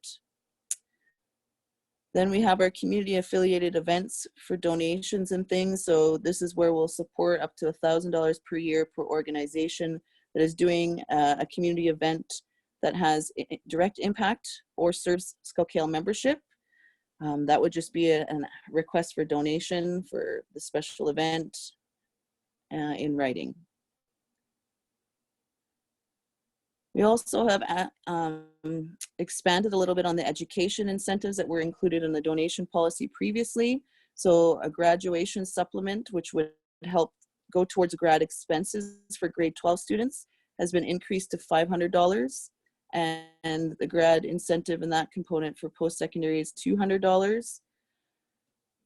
For graduating, so those first two are just supplements to help with graduation expenses. The incentive for graduation itself is when you complete a certificate program, diploma program, degree, or postgraduate, there's $250 to up to $1,500 depending on which level you're completing. And again, it's an application form and then attaching a biography and a photo so that we can share and celebrate in your successes. Member Christmas benefits. So these ones, as you know, just changed in this last year. Council asked to implement that one a little bit early. So members 18 and older will receive $100. And then children between 0 and 17 will still be receiving either a gift or a gift card. And then there's council discretionary. So sometimes budgets for this program might not cover everything. That there might be a need that's not listed in one of these categories. So we've left a little bit of a budget for council to make that decision if there's something that comes up that's not typical. And that's pretty much it. We will have, like I said, the program booklet and application is on our website. It will be on Facebook, and it will be emailed likely by the end of the week so that everyone has access to that to review the entire package. Awesome. Don't see any questions, Stacy, so. Alrighty. And again, we can answer at any time with a Q&A or at the end as well. Oh, there's a comment from Inez. Oh, okay, you can see that, yeah. Go ahead, Inez. Hi, thanks for the presentation, Stacy. I just had a question. Is it possible to end any of the points? My concern about, if you, could you scroll back to the hospital travel member benefit? Quite often in the office, we see that, I think that's great because the First Nations Health Authority travel benefit only applies to the client. And then the person is left to pay for so many things. And there is a bit of support with like Nations Navigate. Sometimes we'll give them a parking pass thing, but I'm just concerned 100 kilometer or more Skowkale, because when I the critical center in our region, Abbotsford and Royal Columbia, that's usually where people with trauma transferred. And so for somebody who's going to Abbotsford today, that can, is that something that be considered on a case-by-case basis? Thanks. I think definitely, because the program is being set up to support members, and if there's issues outside of that, or if there's special needs, there's always the ability for us to review those.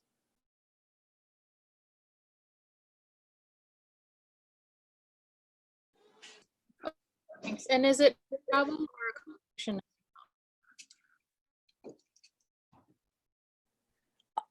Travel or accommodation, sorry, I think that's what I heard. My connection is very bad, but if that's what it was, yes, it's typically what we've done, because we have had this in place previously, was we just issue them that money for them to either use for transportation, accommodation, meals, anything that they need that will support them in staying with near or visiting their family.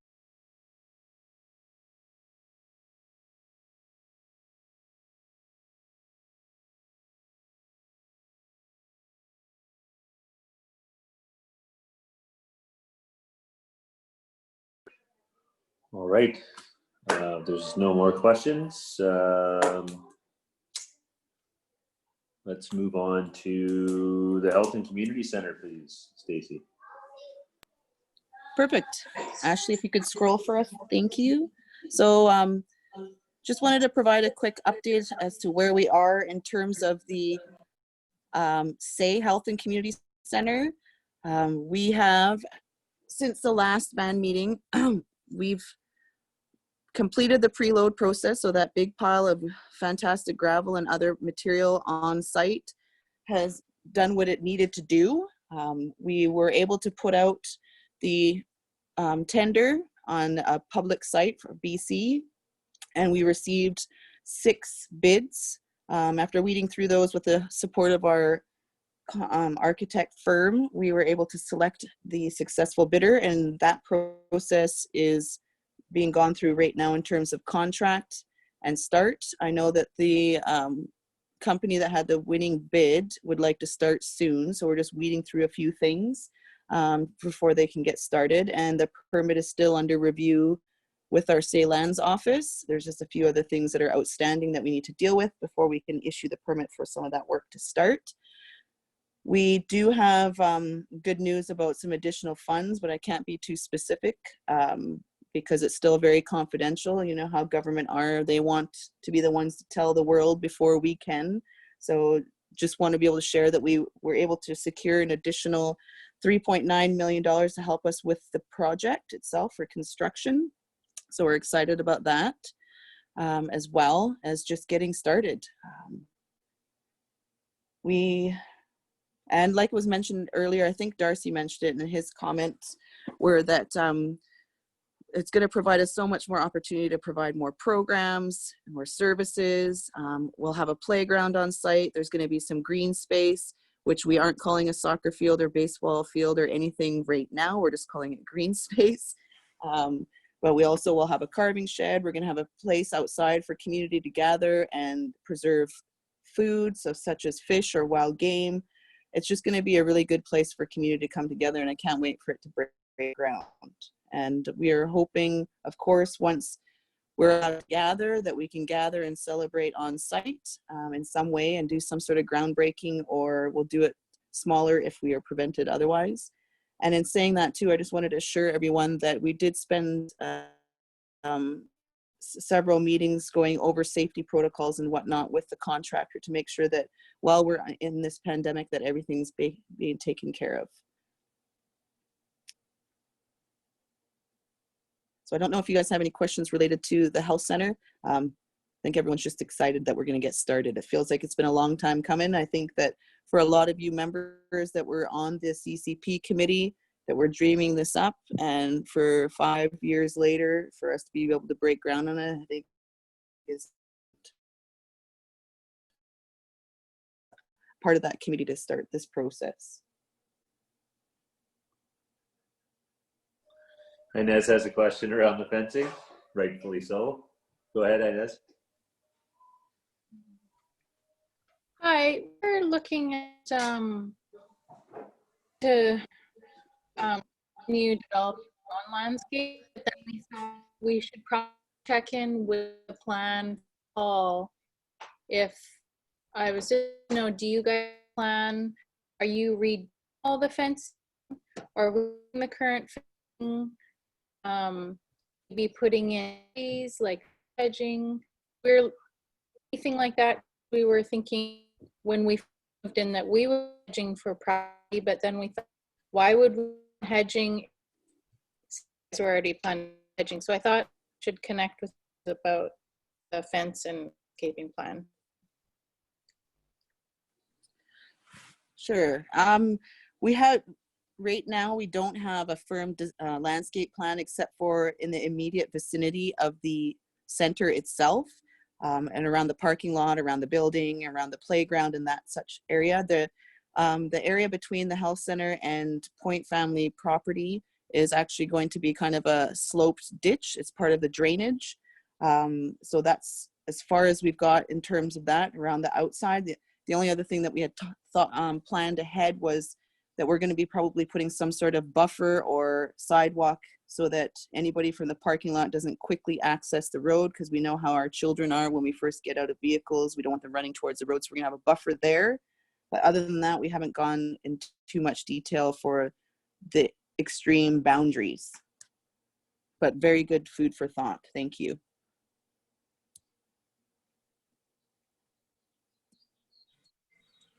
Okay, any other questions on the new Say Health building and community center?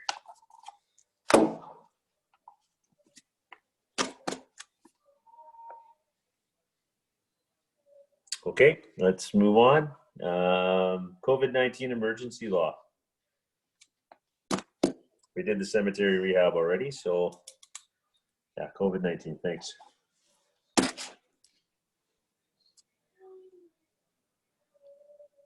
All right. So this is just to bring up the topic. I know that's been sent out to all of members previously when it was passed in April, but the purpose of the law was to provide for the protection of Skowkale lands and the health and safety of members, residents, and families by imposing temporary measures to reduce the spread of COVID-19 on Skowkale. So as is typical process with any of the laws that Skowkale has the authority to pass, this one was an emergency one. In saying it was an emergency, it was because it needed to be passed quickly because the COVID-19 happened quickly. But we will be reviewing that as a Skowkale Lands Committee to make it a permanent law. And it will be amended according to what some of the feedback we've been getting so far on the emergency law in terms of following provincial guidelines and other things similar. I'm just seeing, there's a chat there. Oh yes, and Ashley has the 2 pages of summary that we have as well that can follow. So it applies, the emergency law, as with all other laws, applies to everybody on Skowkale lands, not just members, but non-members as well. So all staff, anybody that's coming onto the lands, basically. So it authorizes council to order restrictions on gatherings, business hours, and other matters to reduce the risk of spread. Restricts access to reserve lands just to members and other people that are typically part of the community. Requires everyone to keep a minimum distance of 6 feet, which is in line with the guidelines that we're being told from the government. Does limit gatherings to 2 people, and this is one of the pieces that we've got some feedback from others that the province has said 6 people, but we have some flexibility as we go through this process before making it a permanent law.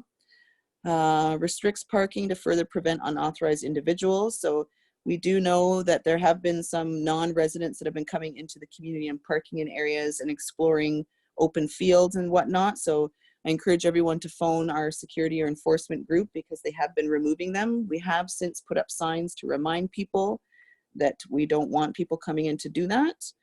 The law also allows for enforcement and fines, and it lasts a total of 120 days unless it's passed as a regular law, which is the intent right now. And it was passed in April, so we have a couple of months left yet. And I think as part of what a couple of our council members have reported, council and staff have been meeting weekly. At the beginning, it was twice a week, and it's moved to weekly to discuss how we can support members through this pandemic. And there's been a lot of talk about extra resources sent out to First Nations communities. So we have created a budget for that. It's gone through the process of going through Finance Committee and Council. So there's several areas in which we can spend those resources that are specifically designated for that. So I'm just going to wait till Ashley pulls that up for us. If that's okay, Ash?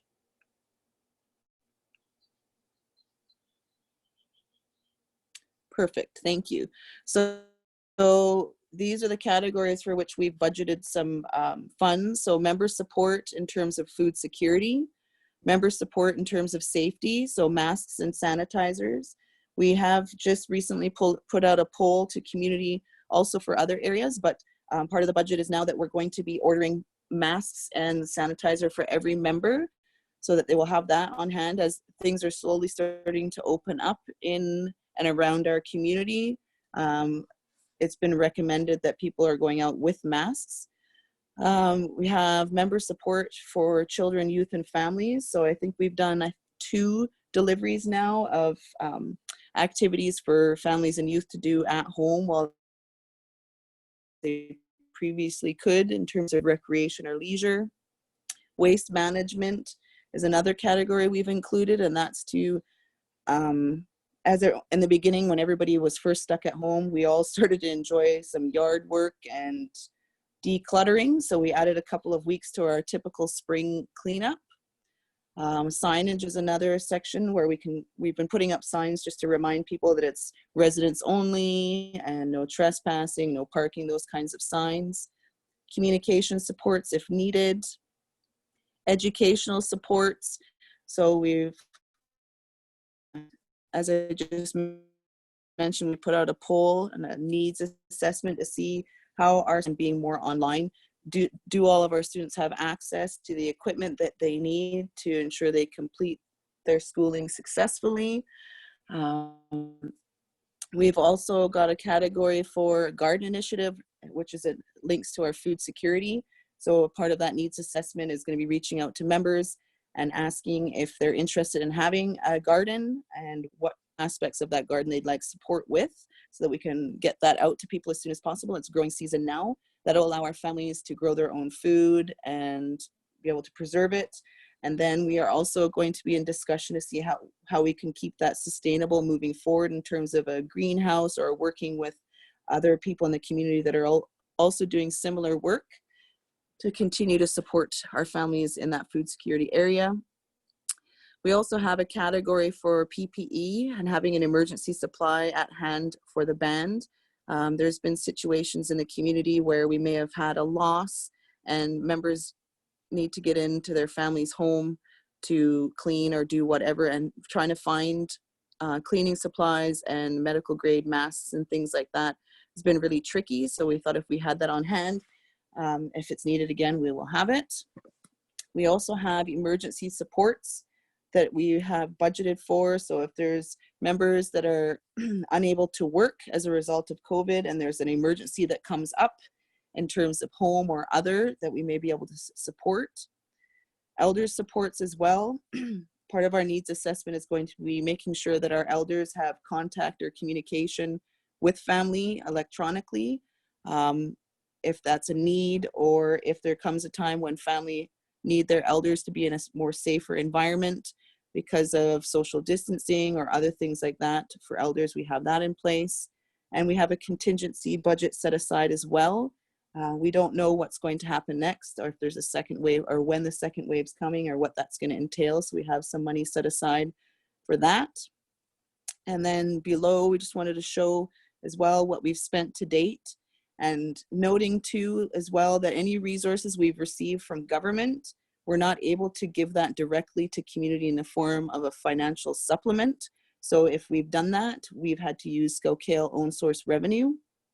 But so far, the first round, we were able to provide each household with $100 to help them with food security. The second round, we were able to provide a hamper to all those local to Chilliwack. And for those that were external to Chilliwack, we were able to provide them with an e-transfer again to help them with food security. And then we've just spent a little bit of money on signs and on waste management to date. So we just wanted to share that. Council and Finance Committee wanted to ensure transparency. So we wanted to share with community what we have in terms of budget areas. I don't know if there's any questions.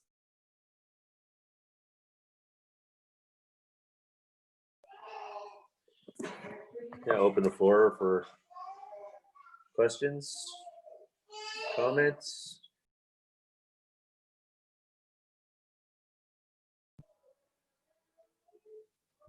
Okay, let's move on to the CCP progress report, please, Stacy.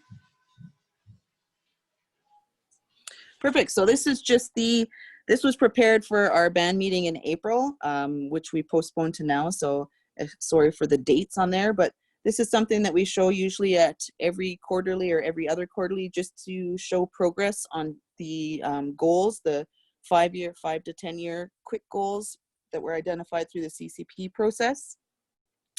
So I'm not going to speak to every single one of these because everybody's seen them several times before. I will just speak to whether or not there's been some updates. So in terms of the improved street lighting, we had some lights out on Skowkale Crescent for years, and none of us realized that that was what people were speaking about through the CCP survey, is that we need more lights. Well, the lights were there, they just were not lit. So we've got those relit by BC Hydro. And the northern subdivision now has ornamental street lights. We're just waiting for BC Hydro to turn on the switch. It took us a little bit longer because we didn't have an account for what are called ornamental street lights. And we've learned that there are two types of street lights. The street lights on places such as Skowkale Crescent, those are just called street lights. They're actually on BC Hydro poles. And then ornamental ones are the ones that are their own poles that we've now put in the northern subdivision. So those should be lit soon. And through the process that we're undertaking right now in designing upgrades to Skowkale Crescent and to Smokehouse Road, those will include streetlights where there are not any as well. So we can go to the second page, Ashley.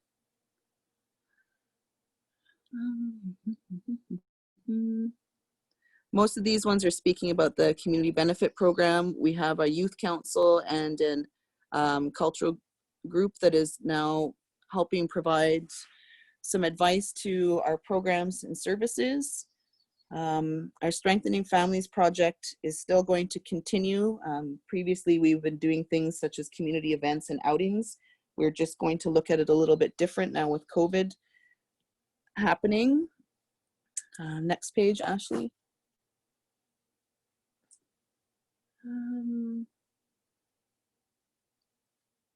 Yeah, and this one speaks to some of the stuff we've already talked to as well, updates in terms of the community benefit package. So you can go to the next one as well. And FNGST is one that's now complete. Our benefit package has been rolled out as of tonight. So that was one of those goals from earlier that we've now completed as well. Our cultural committee has been struck, and once we can start meeting again, hopefully through Zoom, we can start doing that as well. The terms of reference were complete and approved by council, and they've been giving advice on several different things. We have a few projects for them coming up as well. Next page. And next page.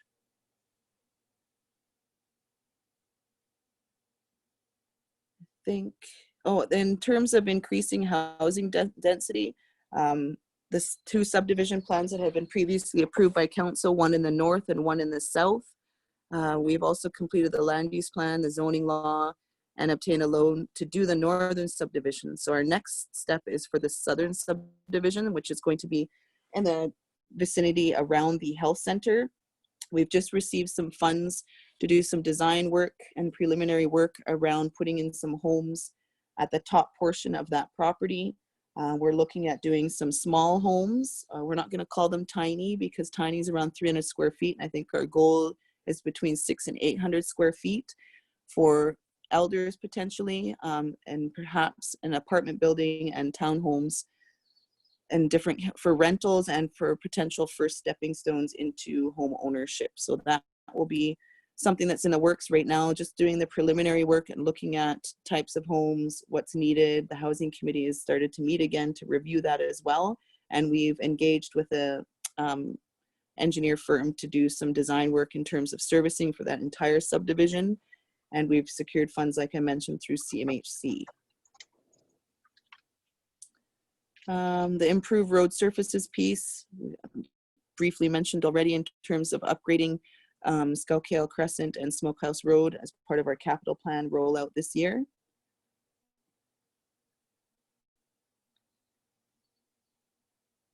And thank you, Inez. I've seen that in the chat. That's fantastic news. The other part of the waste management program as well that is part of the CCP as well was waste management is we have, I don't know if members have noticed, a C-can that is now in between the band office and the hall. That's being set up right now and I believe is almost complete. We're just waiting for some signage. And that is going to be the place, the drop-off point for members for items that cannot be collected through the regular recycle program. So things like batteries, we can take those there and then our staff will take them to the appropriate depot once the bag is full. So we will keep everybody up to date or updated once we are ready to roll that out. Ashley's been doing a fantastic job with all of the educational material and getting that out. So we'll continue that process. The community facility we've updated already, and the subdivision we've just talked about, Ashley, so maybe the next page.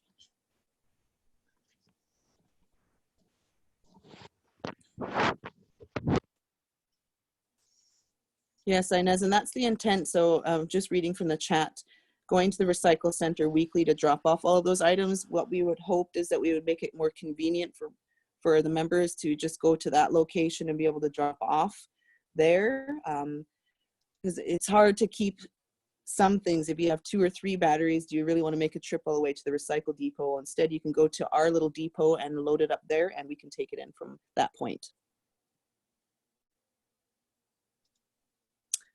But that's just a quick update of where we are in terms of CCP, except for one last tidbit. We've been able to secure some funds to update the CCP. We've been doing such a great job in making sure we're achieving all of the goals that were outlined before. We want some more goals now, so we need to update that. We do have funds for a position as well, a part-time position that will help us with that process. That we'll be posting soon. We're just trying to figure out when we're going to have an office again to be able to have someone in it and to move forward with the work that's required to update the CCP. So coming to you guys soon will be another part of the engagement / consultation process to update that important piece of work. All right. Great job, team. Thank you very much, Stacy. Let's open it up to participants for Q&A.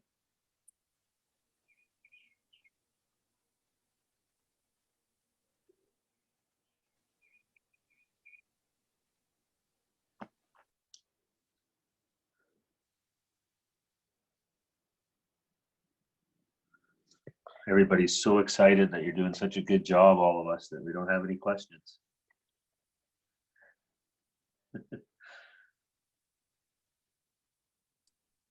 Everybody's tired.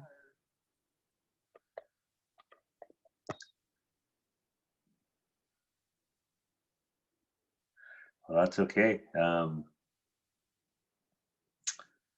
if we don't have any questions or comments,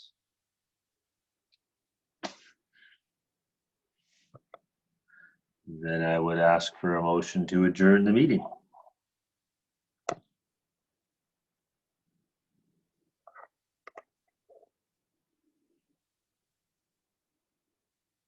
Chief so moves. Thank you, Mark. Seconder? Adjourn from Inez. Thank you, the Point family. Darcy, are you okay with us closing out with a song? I know it's just about 7 o'clock. It's when we usually bang pots, right? So I think it'd be kind of a good opportunity for us to honor all our frontline workers and close out with a song.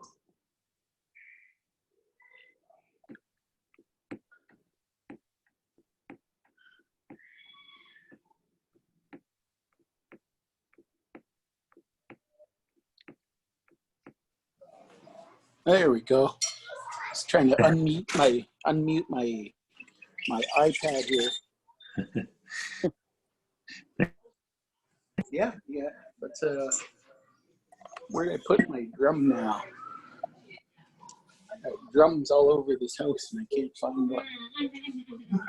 There we are. Yeah, it's 7 o'clock. It's a good time to honor our frontline workers and all the staff out there doing what they're doing. So I think a song will be good for them.